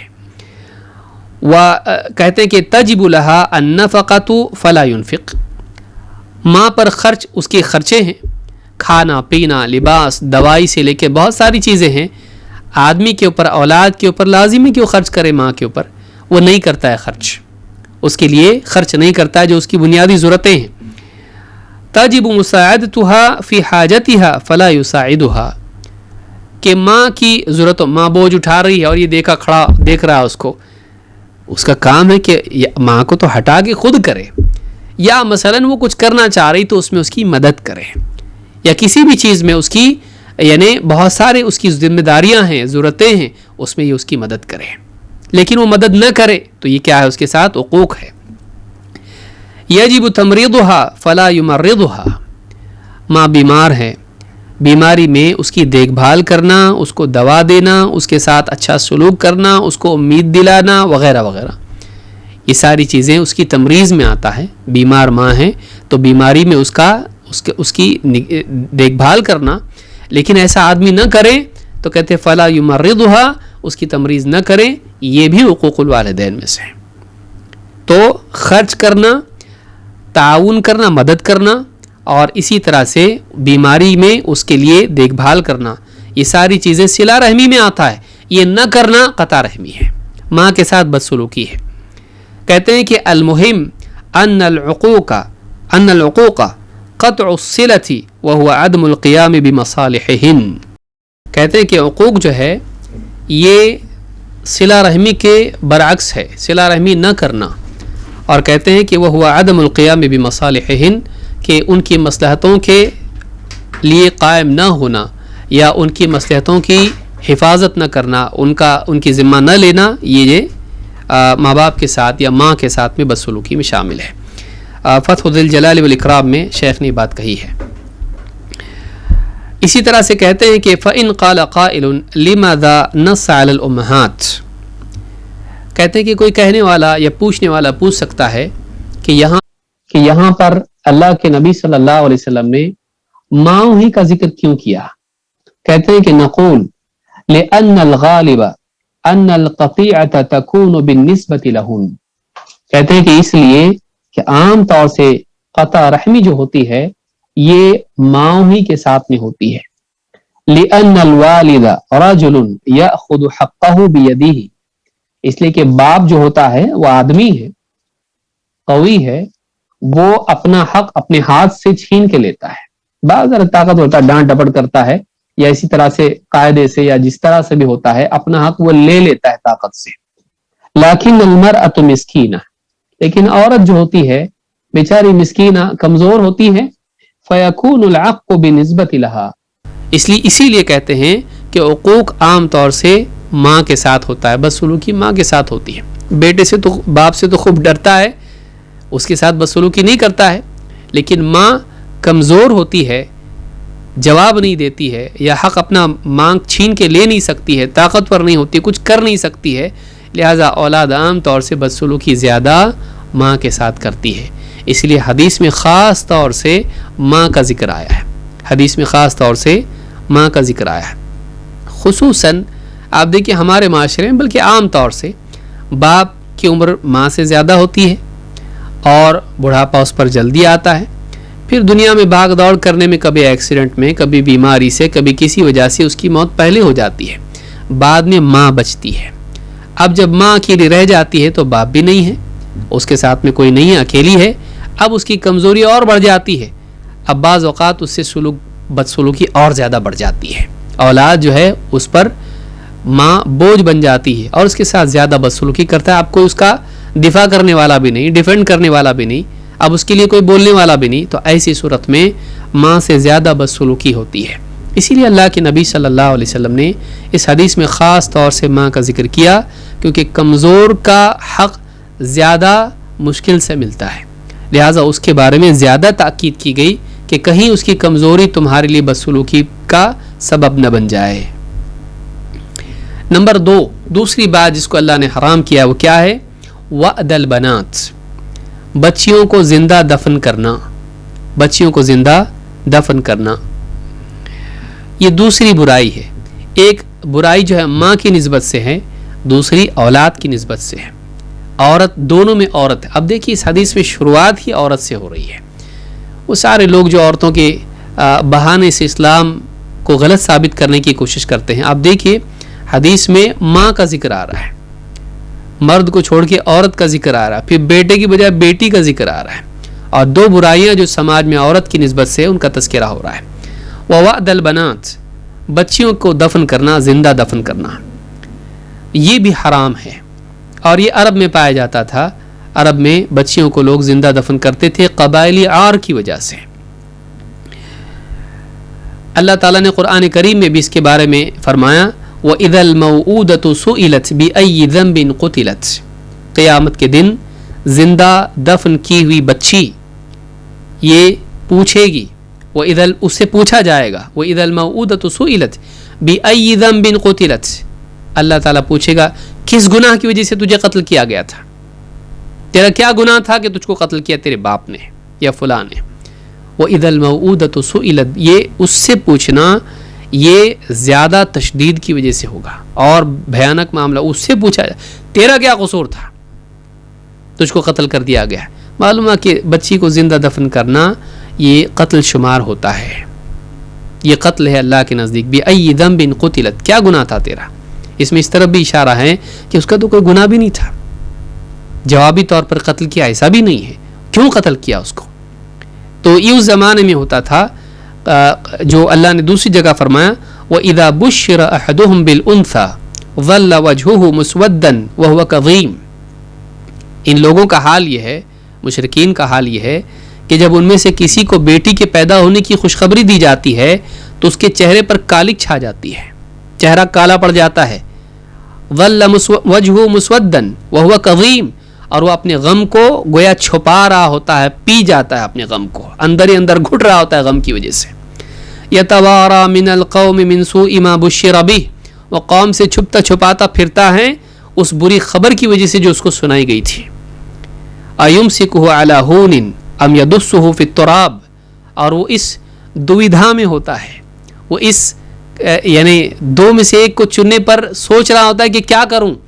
ایمسکہ علی ہون، چاہے تو اب کیا کرے وہ، یا تو اس کو وہ ذلت کے ساتھ پالتا رہے، روکے رکھے اپنے پاس، سنبھالتا رہے، پرورش کرے ذلت کے ساتھ، ام یدسہ فی التراب، یا پھر اسے مٹی میں دبا دے، دفن کر دے۔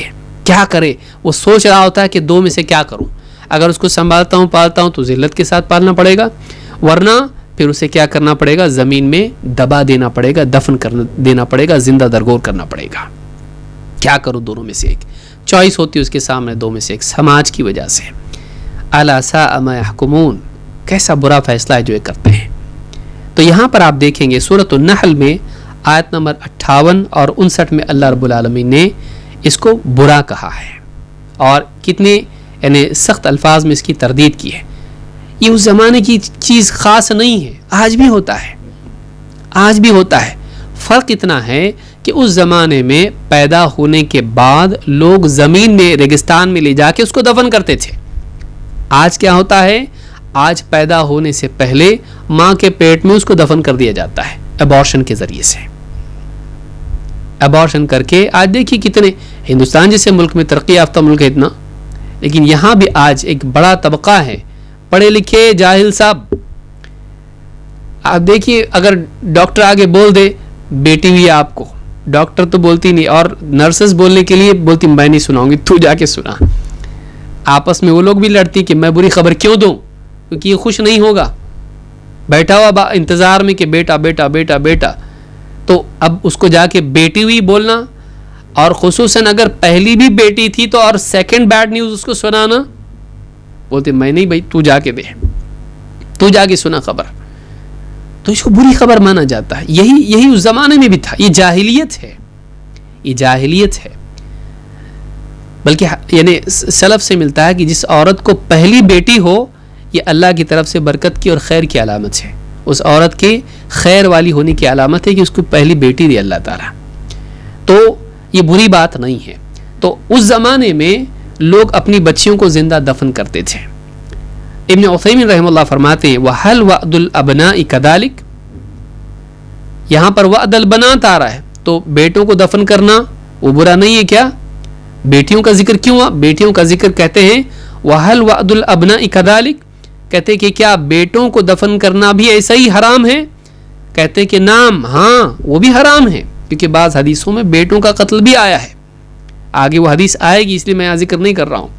نام لأن التقید ہونا باعتبار العادت فلا مفہوم لہ، کہتے یہ کوئی اسے مطلب نہ لے کہ دفن کرنا جو ہے بیٹیوں کا برا ہے، بیٹوں کا جائز ہے، نہیں، یہ مطلب کوئی نہ لے اس حدیث سے، بلکہ مراد یہاں پر اس لیے تقید اس کی ہے کہ عادت وہاں پر عام طور سے بیٹیوں کو زندہ دفن کرنے کی تھی. اس سماج میں جو عادت تھی لوگوں کی وہ بیٹیوں کو زندہ دفن کرنا زیادہ معمول تھا. بیٹوں کو بہت کم کرتے تھے دفن. عام طور سے بیٹیوں کا دفن کرنا وہاں پر معمول بھی تھا. لہٰذا اس معمول کی وجہ سے اس کو ذکر کیا جا رہا ہے, نہ یہ کہ بیٹوں کو دفن کرنا جائز ہے, صرف بیٹیوں کا منع ہے. تو یہ بھی بات یاد رکھیں. نمبر 3 ومنعا وہات. ومنعا وہات, منعا کا مطلب روک رکھنا اپنی خیر کو. وہات لاؤ. ہاتی کا مطلب ہوتا ہے قل ہاتوا برہانکم, جسے کہا. ہاتھ کا مطلب ہوتا ہے لاؤ, یعنی اپنے پاس کا آدمی روک رکھے اور دوسروں سے لاؤ مانگے. اپنی خیر روک رکھنا اور دوسروں سے خیر کو مانگتے رہنا. اپنا مال سنبھال کے رکھنا, دوسروں سے مال مانگتے رہنا. ومنعا وہات, یہ دو چیزیں جمع کر لینا, اس کو بھی حرام قرار دیا ہے. ابن حجر رحمہ اللہ فرماتے ہیں قولہ ومنعا وہاتی. ومنعا وہاتی کہتے والحاصل من النہی منع ما امر باعطائه وطلب ما لا يستحق اخذه. یعنی آدمی یہاں پر کس چیز کو حرام کیا گیا ہے؟ کہتے ہیں نمبر 1 منعن, کہ جو آدمی کو کہا گیا ہے کہ وہ خرچ کرنا لازم ہے, جیسے مثلا زکوٰۃ دینا اس پر فرض ہے تو آدمی زکوٰۃ کو روک کے رکھے نہ دے, یا محروم ہیں, پریشان حال ہیں, یا رشتہ دار ہیں, یا ماں باپ ہیں, یا اولاد بیوی بچے ہیں, آدمی ان پر جس پر خرچ کرنا اس پر لازم ہے, جن راستوں میں خرچ کرنا اس پر فرض ہے, جس کا حکم اس کو دیا گیا ہے, اس کو روک دے, نہ خرچ کرے. اور جس کا عطا کرنا لازم ہے اس کو روک کے رکھے. وَطَلَبُ مَا لَا يَسْتَحِقُ أَخْذَهُ, اور جس کا لینا اس پر جائز نہیں ہے, جیسے مثلا زکوٰۃ کا مستحق نہیں ہے لیکن کوئی آدمی کہے کہ بھائی زکوٰۃ کوئی لینے والا ہے, کہ میں ہی تو ہوں, لائیے آنے دو. تو جس کا وہ مستحق نہیں ہے اس کو مانگے, جو اس پر فرض ہے اس کو نہ دے, جس کا مستحق نہیں ہے اس کو طلب کرے. تو یہ دونوں چیزیں جمع کرنا یہ بھی حرام ہے. زکوٰۃ کا روک رکھنا حرام ہے, اور زکوٰۃ کا مستحق نہیں ہے پھر بھی لینا یہ بھی حرام ہے. تو یہ معنی, ایک معنی ومنعا وہاتی کے یہ ہیں. ابن حجر نے فتح الباری میں یہ بات کہی ہے. شیخ ابن عثیمین رحمہ اللہ فرماتے ہیں ومنعا وہاتی یعنی لا یخرج شیئا من مالہ وبالنسبۃ لاموال الناس ہاتی. کہتے ہیں فتح ذی الجلال والاکرام میں کہتے ہیں کہ اس کے پاس جو مال ہے اس میں سے تو کبھی کسی کو دیتا نہیں, دوسروں پر کبھی خرچ کرتا نہیں, اور دوسرے لوگوں کا جو مال ہے ہمیشہ ہاتھی ہاتھی کرتا ہے, یعنی لاؤ مجھے دو, لاؤ مجھے دو کرتا ہے. یہ بھی اللہ کو پسند نہیں ہے, اس کو بھی اللہ تعالیٰ نے پسند نہیں کیا, حرام کیا اس کو. اسی طرح سے آپ دیکھیں گے حدیث میں مال روکنے کے بارے میں کیا ہے. اللہ کے نبی صلی اللہ علیہ وسلم فرماتے ہیں ما من یوم یصبح العباد فیہ, ہر دن جس میں بندے صبح کرتے ہیں, الا ملکانی ینزلانی, 2 فرشتے اللہ کی طرف سے نازل ہوتے ہیں. ہر دن جس میں سورج طلوع ہوتا ہے لوگ صبح کرتے ہیں, اس میں 2 فرشتے نازل ہوتے ہیں ہر صبح کو. فیقول احدہما, ایک فرشتہ کہتا ہے اللہم اعطی منفقا خلفا, اے اللہ خرچ کرنے والے کو اس کے خرچ کا بہتر بدلہ عطا فرما. جو لوگوں میں خرچ کر رہا ہے خیر کے راستوں میں, کبھی مسجد کے لیے, کبھی غریب فقیر کے لیے, کبھی رشتہ داروں میں, کبھی کسی اور کے لیے, جو بھی خیر کے کاموں میں خرچ کر رہا ہے, اللہ اس کے جو مال اس کا جا رہا ہے اس کا بہتر بدلہ اس کو دے, اس کے بدلے اور اس کے مال کو بڑھا. دعا دیتا ہے فرشتہ. وَيَقُولُ الْآخَرُ اللَّهُمَّ أَعْطِ مُمْسِكًا تَلَفًا, اے اللہ جو مال کو روک کے رکھتا ہے, ان راستوں میں خرچ نہیں کرتا جن میں خرچ کرنا اس پر فرض ہے, اے اللہ اس کے مال کو برباد کر, اس کے مال کو تلف کر, اس کے مال کو تباہ کر. یہ ہر دن 2 فرشتے دعا کرتے ہیں. لہذا وہ آدمی سوچ لے, جو آدمی ذمہ داریوں سے فرار اختیار کر رہا ہے, جہاں اس کو خرچ کرنا چاہیے نہیں کر رہا ہے, وہ سوچ لے کہ روزانہ ایک فرشتہ اس کے لیے بد دعا کر رہا ہے, روزانہ ایک فرشتہ اس کے لیے بد دعا کرتا ہے صبح سویرے. امام البخاری اور مسلم دونوں نے اس کو روایت کیا ہے کتاب الزکوٰۃ میں, صحیح بخاری حدیث نمبر 1442 پر. اب آئیے دوسرے حصے کی 3 چیزیں ہم دیکھتے ہیں. وَكَرِهَ لَكُمْ قِيلَ وَقَالَ, اللہ تعالیٰ نے تمہارے قیل وقال کو ناپسند کیا ہے. امام الخطابی رحمہ اللہ فرماتے ہیں یتأول علی وجہین, قیل وقال 2 اعتبار سے اس کی تعویل ہو سکتی ہے. ایک لوگوں کے معاملات میں, دوسرے دینی معاملات میں. قیل وقال کیا ہے؟ قیل کا مطلب ہوتا ہے کہا گیا, قال کا مطلب فلاں نے کہا. تو قیل وقال جو ہے یہ عام طور سے استعمال ہوتا ہے ادھر ادھر کی باتیں کرنا, یہاں وہاں کی باتیں کرنا, بلا حوالہ بلا دلیل لوگوں کی باتیں نقل کرنا, حتیٰ کہ قائل بھی معلوم نہیں تو نقل کرنا. لوگ یوں کہتے ہیں. آئے اس کی تفصیل دیکھتے ہیں. کبھی یہ دنیا کے معاملے میں ہوتا ہے یعنی لوگوں کے بارے میں, اور کبھی یہ دین کے معاملات میں ہوتا ہے, شرعی احکام میں, عقائد ہوں یا اسی طرح سے عبادات و معاملات ہوں. آئیے دیکھتے ہیں کیا ہے. کہتے ہیں یتأول علی وجہین, 2 اعتبار سے اس کی تعویل ہے, 2 معنی اس کے نکلتے ہیں, 2 اعتبار سے اس کے معنی لیے جا سکتے ہیں. احدہما ان یراد به حکایت اقاویل الناس و احادیثہم والبحث عنها والتتبع لها فتنمی علیہم. ایک تو یہ ہے کہ لوگوں کے اقوال اور ان کی باتیں, ان کے بارے میں تحقیق کرنا, یعنی ان کی ٹوہ میں لگنا, کون کیا بول رہا ہے مارکیٹ میں, آدمی دیکھتا پھرے اور اس کی پیچھے لگا رہے کہ بھائی فلاں نے یوں کہا, فلاں یوں کہہ رہا ہے, فلاں کا یہ کہنا ہے, اور پھر ایک کی بات دوسرے کو پہنچائے چغل خوری کے طور پر. جیسے بعض لوگ آپ کے پاس آئیں گے, کہیں گے کچھ لوگ آپ کے بارے میں ایسا کہہ رہے ہیں. کون کہہ رہا ہے؟ ہم بتا نہیں سکتا, ایسی بات اڑتی اڑتی بات آئی ہے, خود بھی تحقیق نہیں کیا کس نے کیا کہا. مقصود اس کا کیا ہے؟ مقصود کسی کی دل آزاری ہے, یا کبھی نام لے کے کہے گا فلاں صاحب کے بارے میں آپ کا کیا کہنا ہے, کہ اچھے آدمی ہیں, نماز کے لیے آتے ہیں, ملاقات ہوتی, سلام دعا ہوتی ہے, ذرا آپ دیکھ لیں. کیوں بھائی کیا بات ہے؟ آپ کے بارے میں وہ ایسا کہہ رہے ہیں. اچھا, میں نے تو کبھی ان کو کہتے نہیں سنا. آپ کے سامنے نہیں کہتے ہیں, پیچھے کہتے ہیں. تو آپ دیکھیے, یعنی اس کی بات فلاں نے کہا, یوں کہا جا رہا ہے, اس طرح سے ایک دوسرے کی بات لوگوں تک پہنچانا اور آپس میں جھگڑا لگانا. آپ دیکھیں گے کہ حدیث میں آپ نے سنا ہوگا, بخاری کی حدیث ہے اور دیگر محدثین نے بھی روایت کیا ہے, 2 لوگوں کو قبر میں عذاب دیا جا رہا تھا. کیوں؟ نبوی دور میں. کیوں؟ ایک پیشاب میں احتیاط نہیں کرتا تھا, اور دوسرا کان یمشی بالنمیمہ, دوسرا کیا کرتا تھا؟ چغل خوری کرتا پھرتا تھا. اس کی چغلی وہاں تک لے گیا, اس کی چغلی اس تک لے گیا. تو ایک معنی اس کی یہ بھی ہے. فیقال قال فلان کذا وقیل لفلان کذا مما لا یغنی ولا یجدی خیرا, کہ کوئی ضرورت نہیں ہے, کوئی اس کا فائدہ نہیں ہے, لیکن پھر بھی اس کی بات اس کو, اس کی بات اس کو, قیل وقال یہاں وہاں کی باتیں پہنچاتا پھرے, چاہے وہ مرد ہو یا عورت ہو. تو اس طرح سے کرنا قیل وقال میں آتا ہے. یہ دنیوی اعتبار سے ہے. کہتے وہ انما, کیوں کرتا ہے ایسا آدمی؟ انما هو الولوع بها والشغف بذکرها وهو من باب التجسس المنہی عنہ. کیوں کرتا ہے آدمی ایسا؟ مزے اڑانے کے لیے, لذت لینے کے لیے, اور ایسا کر کے آدمی کی ایک ذاتی دل کی چاہت ہوتی ہے, مزہ آتا ہے اس کو ایسا کرنے میں, اور تجسس ہوتا ہے اس کے اندر, ایک قسم کا اس کے اندر جو ہے تجسس ہوتا ہے کہ وہ تلاش میں رہتا ہے کچھ ایسا چٹپٹا معاملہ معاشرے کا ملے مجھ کو, اس کی بات اس تک پہنچاؤں.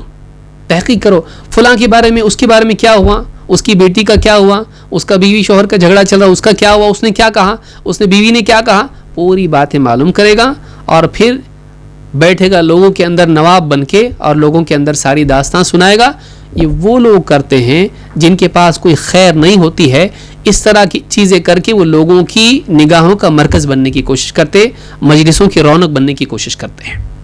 فلاں تو ایسا کہتا ہے, فلاں کا ایسا ہوا, اس کے بیٹے نے یوں کہا, اس کے باپ نے اس کو بیٹے کو یوں کہا, بیوی نے شوہر سے یوں کہا. ان کی داستانیں لوگوں کو سناتا ہے تاکہ مجلس میں لوگ اس کی طرف دھیان دیں اور اس کو لوگوں کا, ان کی مرکزیت مل سکے. بہت گندی چیز ہے, غذا ہے جس پر انسان پلتا ہے, یہ اچھی چیز نہیں ہے. تو ایک تو یہ ہے. کہتے ہیں وقد یتأول ایضا علی ما کان منہ من امر الدین, کبھی یہ چیز دین کے معاملے میں بھی ہو سکتی ہے. قیل وقال کرنا, فیقول قیل فیہ کذا وقال فلان کذا لا یرجع فیہ الی ثبت یقین. دین کے معاملات میں آدمی بغیر تحقیق کے, بغیر یقینی علم کے یوں کہے کہ اس مسئلے میں فلاں نے یوں کہا ہے اور یوں بھی کہا ہے, اس میں اختلاف ہے اور اس میں اتنے اقوال ہیں, بلا تحقیق اور بلا ترجیح کے آدمی لوگوں کو کنفیوز کرنے اور اپنا علم جھاڑنے کے لیے اس طرح کی باتیں کرے, یہ بھی چیز اچھی نہیں ہے. لیکن یقلد ما یسمعہ, تحقیق نہ کرے لیکن کیا کریں, لیکن یقلد ما یسمعہ ولا یحتاط لموضع اختیارہ من تلک الاقاویل والمذاہب. علماء کے اقوال اس کے لوگوں کے سامنے رکھ دیں اور خود بھی اس کے نزدیک کوئی ترجیح نہ ہو, کوئی تحقیق نہ ہو, اور دوسروں کو بھی کنفیوز کر دے. فلا یعتقد صحتها بحجۃ و بیان, ان اقوال کی کوئی صحت اور حجت اور دلیل اس کے سامنے نہ ہو, بس یوں ہی باتیں لوگوں کی بیان کر دے اور لوگوں کو بھی کنفیوز کرے اور خود بھی کنفیوز ہو جائے. شیخ ابن عثیمین رحمہ اللہ فرماتے ہیں یہ اکثر علم کلام کے یہاں ہم کو دیکھنے ملتا ہے. اہل علم کلام جو ہیں, اہل کلام کے پاس ایسی ایسی بحثیں نکالیں گے. بعض نے کہا ہے کہ فلاں ایسا, اللہ کی صفات کے بارے میں, دین کے معاملات میں بے وجہ کی بال کی کھال نکالیں گے اور کبھی مسلمان تو کبھی مشرکین کے بھی اقوال ذکر کر دیں گے. افلاطون نے یوں کہا, فلاں نے یوں کہا, اور دقیانوس نے یوں کہا ہے, اور یہ بھی آیا ہے, اور بعض نے تو یوں بھی کہا, اس کی تو نام بھی نہیں ہے. اب لوگوں کے اقوال بکھیر کے رکھ دیے اللہ کی ذات کے, اس کی صفات کے بارے میں, اور لوگوں کو ان کے حال پہ چھوڑ دیا. اب تم جو چاہے چن لو, کوئی ترجیح نہیں, کوئی صحیح غلط کی تمیز نہیں ہے, بس لوگوں کے سامنے اتنا کچھ رکھ دیا کہ خود بھی کنفیوز ہو گئے, لوگوں کو بھی کنفیوز کر دیا. نہیں کرنا چاہیے ایسا. تو یہ قیل و قال دینی معاملات میں بھی آتا ہے. بعض لوگ دینی گفتگو کرتے ہیں, بعض لوگوں نے یوں بھی کہا ہے, کس نے کہا, بعض لوگ اپنی طرف سے گھڑ کے بھی بیان کرتے ہیں, چاہے وہ لوگوں کے بارے میں ہو یا دین کے بارے میں ہو. اپنی بات کہنی ہوتی ہے اور یوں کہا ہے. مثلا آپ کے پاس کوئی آدمی آئے گا, کہے گا اس کو خود کو کہنا ہے. بعض لوگ کہتے ہیں کہ آپ خرچ نہیں کرتے لوگوں پر, یا بعض لوگ کہتے ہیں کہ آپ یعنی کنجوس ہو. بعض لوگوں کا کہنا ایسا ہے کہ آپ کی نماز صحیح نہیں ہے. کس نے کہا, میں نام نہیں بتا سکتا, اس کو ناراض ہوگا. اور کسی نے نہیں کہا, وہ خود بول رہا ہے, اپنی طرف سے بنا کے بول رہا ہے. لیکن اس کو بولنے کے لیے ایک راستہ مل گیا کہ وہ دوسروں کا نام لیے بغیر, کیونکہ کسی کا نام اگر لے لے تو آپ فوراً فون کر کے پوچھیں گے آپ ایسا بولے میرے بارے میں, وہ نام نہیں بتائے گا. اور کسی نے کہا نہیں, یہ خود اپنے دل سے بول رہا ہے. دینی معاملات میں بھی کہے گا. بعض لوگوں نے یوں بھی معنی بیان کیے ہیں, بعض لوگوں کا یہ بھی ایک فتویٰ یہ بھی اس بارے میں ہے, ایک حدیث کا معنی یہ بھی اپنی طرف سے بنا کے پیش کر رہا ہے, کسی اور کا قول نہیں. یہ تو اور بھی زیادہ برا ہے, یہ جھوٹ ہے دین میں. اس طرح سے کرنا جھوٹ ہے. تو بعض لوگ یہ بتانے کے لیے کہ اس کی کوئی تحقیق ہے, بعض علماء نے یہ بات کہی ہے, نہیں کہی کسی نے, تو بول رہا ہے. یہ اس طرح سے ابہام کے ساتھ بغیر کسی کا نام بتائے بیان کرنا, جبکہ کسی اور نے کہا نہ ہو. ٹھیک ہے, کوئی عالم یوں کہے کہ اس بارے میں یوں بھی کہا گیا, اور ضروری نہیں سمجھے کہ فلاں کا نام بیان کرے, چلتا ہے, لیکن اس کے پاس تحقیق ہے, اس کے پاس تثبت ہے, وہ جھوٹ نہیں بول رہا ہے, وہ سارے نام بیان نہیں کرنا چاہتا ہے. لیکن آپ اپنی طرف سے بنا کے پیش کریں اور کہیں کہ یوں بھی کہا گیا ہے, نہیں, جائز نہیں ہے. تو کہا کہ فلا یعتقد صحتها بحجۃ و بیان, بغیر کسی تحقیق کے, بغیر دلیل کے اپنی طرف سے لوگوں کے اقوال بیان کرتا پھرے. بعض اوقات لوگ بدعتیوں کی بھی اقوال بیان کرنا شروع کر دیتے ہیں. اس حدیث میں ایک معنی یہ بھی ہے, بعض لوگوں نے یہ بھی کہا ہے, اور وہ بدعتی جس کا قول ذکر کر رہا ہے, معتزلی ہوگا, خارجی ہوگا, فلاں ہوگا, نہ اس کا رد کیا اور نہ بتایا کہ یہ معتزلی ہے, نہ بتایا کہ خارجی ہے, نہ بتایا کہ یہ جہمی ہے, بس اس کا بھی قول لا کے لوگوں کے سامنے رکھ دیا. ہو سکتا ہے کوئی آدمی اس کو اختیار کر لے کہ یہ بھی ایک قول ہے, تو میں اس قول کو مانتا ہوں, گمراہ ہو گیا. لہٰذا یہ بھی جو چیز ہے یہ قیل وقال میں شامل ہے, اور یہ صحیح نہیں, یہ جائز نہیں ہے. اللہ تعالیٰ اس کو پسند نہیں کرتا ہے. پھر پانچویں چیز ہے وہ کثرت السؤال. کثرت سؤال میں علماء نے دو باتیں کہی ہیں. علامہ صنعانی کہتے ہو سکتا ہے وقت تھوڑا سا ہو یا مجھ کو رکنا ہو تو آپ مجھ کو بتا دیں, میں رک جاؤں گا انشاءاللہ. 8 بج گئے, میرا وقت ختم ہو گیا ہے. قال الصنعانی, امام الصنعانی کہتے ہیں وقوله وكثرة السؤال هو السؤال للمال او عن المشكلات من المسائل او مجموع الامرین وهو اولا. علامہ صنعانی کہتے ہیں سبل السلام میں, کہتے ہیں کہ کثرت السؤال میں زیادہ سوال کرنا, اس میں دونوں چیزیں آ سکتی ہیں.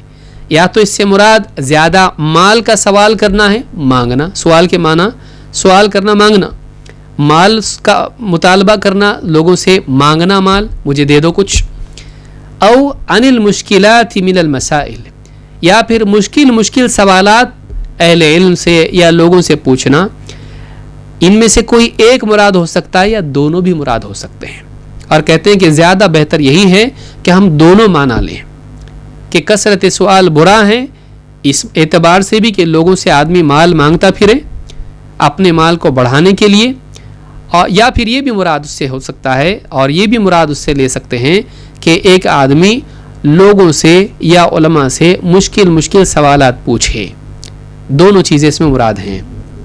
شیخ ابن عثیمین رحمۃ اللہ علیہ فرماتے ہیں یدخل فی ھذا سؤال المال و سؤال العلم, کہتے ہیں اس میں دونوں چیزیں داخل ہیں, مال کا مانگنا اور جواب کا مانگنا, یہ دونوں چیزیں اس میں آتی ہیں. علم کا سوال, مال کا سوال, دونوں آتا ہے.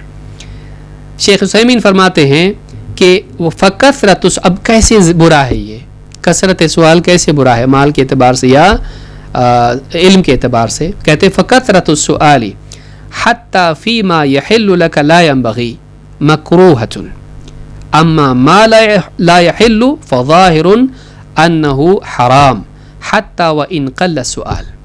یہاں کثرت سوال کہا گیا, صرف سوال نہیں, صرف سوال کرنا نہیں بلکہ کثرت سوال.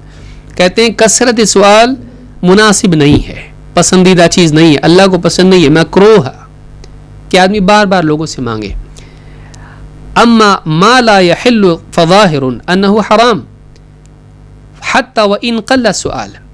مثلا ایک آدمی حرام مانگے کسی کے پاس, مثال کے طور پر یعنی سود کا مال ہے اور آپ کہیں مجھے دو, میں اس کو استعمال کروں گا اپنے لیے.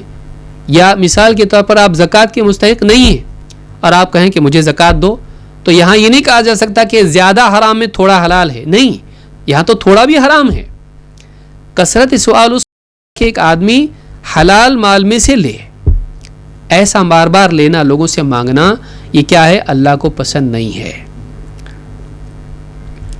شیخ عبداللہ البسام کہتے ہیں یشمل السؤال عن المسائل التي لم تقع. کثرت سوال سے مراد کیا ہے, ایسے سوالات کرنا کہ جو واقعی نہیں ہوا, جو واقعی نہیں ہوا. مثلا مثال کے طور پر ایک آدمی کہے کہ مان لیجئے, فرض کر لیجئے کہ ایک ہم جہاز میں جا رہے تھے اور جہاز گر گیا, ہوائی جہاز, اور ہم لوگ ایک جزیرے میں گر گئے جہاز, اور میں بچ گیا, سارے لوگ مر گئے اور ایک عورت بچ گئی, اور ہم کو معلوم نہیں اب کوئی مدد کے لیے آ رہا نہیں ہے, تو اب اس عورت سے میں نکاح کر سکتا ہوں کہ نہیں کر سکتا ہوں, اور قاضی بھی نہیں ہے, 2 گواہ بھی نہیں ہے, تو ہمارا نکاح صحیح ہوگا کہ نہیں ہوگا, اور وہ بچے جو پیدا ہوں گے وہ ان کو کیا کہا جائے گا, حلال ہوں گے کہ حرام ہوں گے. ہوا ایسا آپ کے ساتھ کبھی؟ کتنے لوگوں کے ساتھ ہوتا ہے ایسا, اور واقعی ہوا کیا؟ کوئی آدمی جس کے ساتھ واقعی وہ پوچھ رہا ہے تو بات سمجھ میں آتی ہے. کسی کے ساتھ واقعی فرضی سوالات بنانا, تو کہتے ہیں کہ جو واقعی نہیں ہوا ہے اس طرح کے سوالات پوچھنا بھی اس میں شامل ہوتا ہے. عام طور سے بعض اصحاب الرائے ایسا کرتے ہیں کہ اگر ایسا ہو تو کیا, اگر ایسا ہو تو کیا, جو ہوا نہیں اور ہوتا بھی نہیں ہے. ٹھیک ہے, ہو سکتا ہے اور ہوا نہیں ہے, اس بارے میں اگر آدمی پوچھے تو ٹھیک ہے. جیسے صحابہ نے پوچھا, اللہ کے رسول ہم سمندر میں جاتے ہیں اور وہاں جانے کے بعد اگر تھوڑا پانی ہمارے پاس ہوتا ہے, اگر ختم ہو جائے اور ہم وہاں سے پھر سمندر کے پانی سے وضو کر سکتے کہ نہیں کر سکتے؟ یہ واقعی ہو سکتا ہے. لیکن جو سوال میں نے پوچھا کتنوں کے ساتھ واقع ہوا, بتائیے, ایک مثال بتائیے.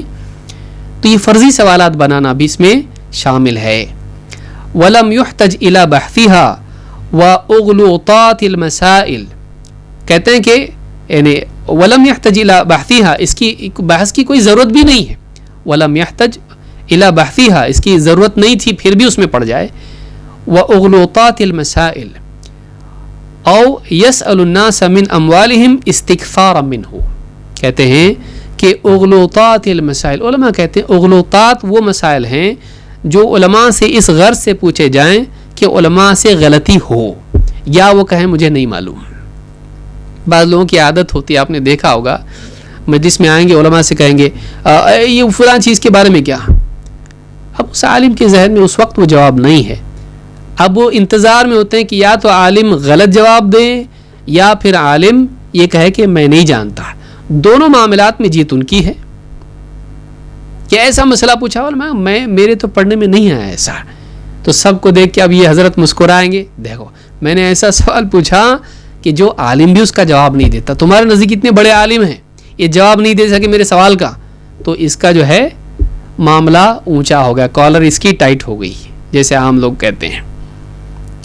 یا پھر وہ عالم غلط جواب دے دے، اس کا فوراً یہ کہے نہیں لیکن شیخ البانی تو ایسا کہتے ہیں.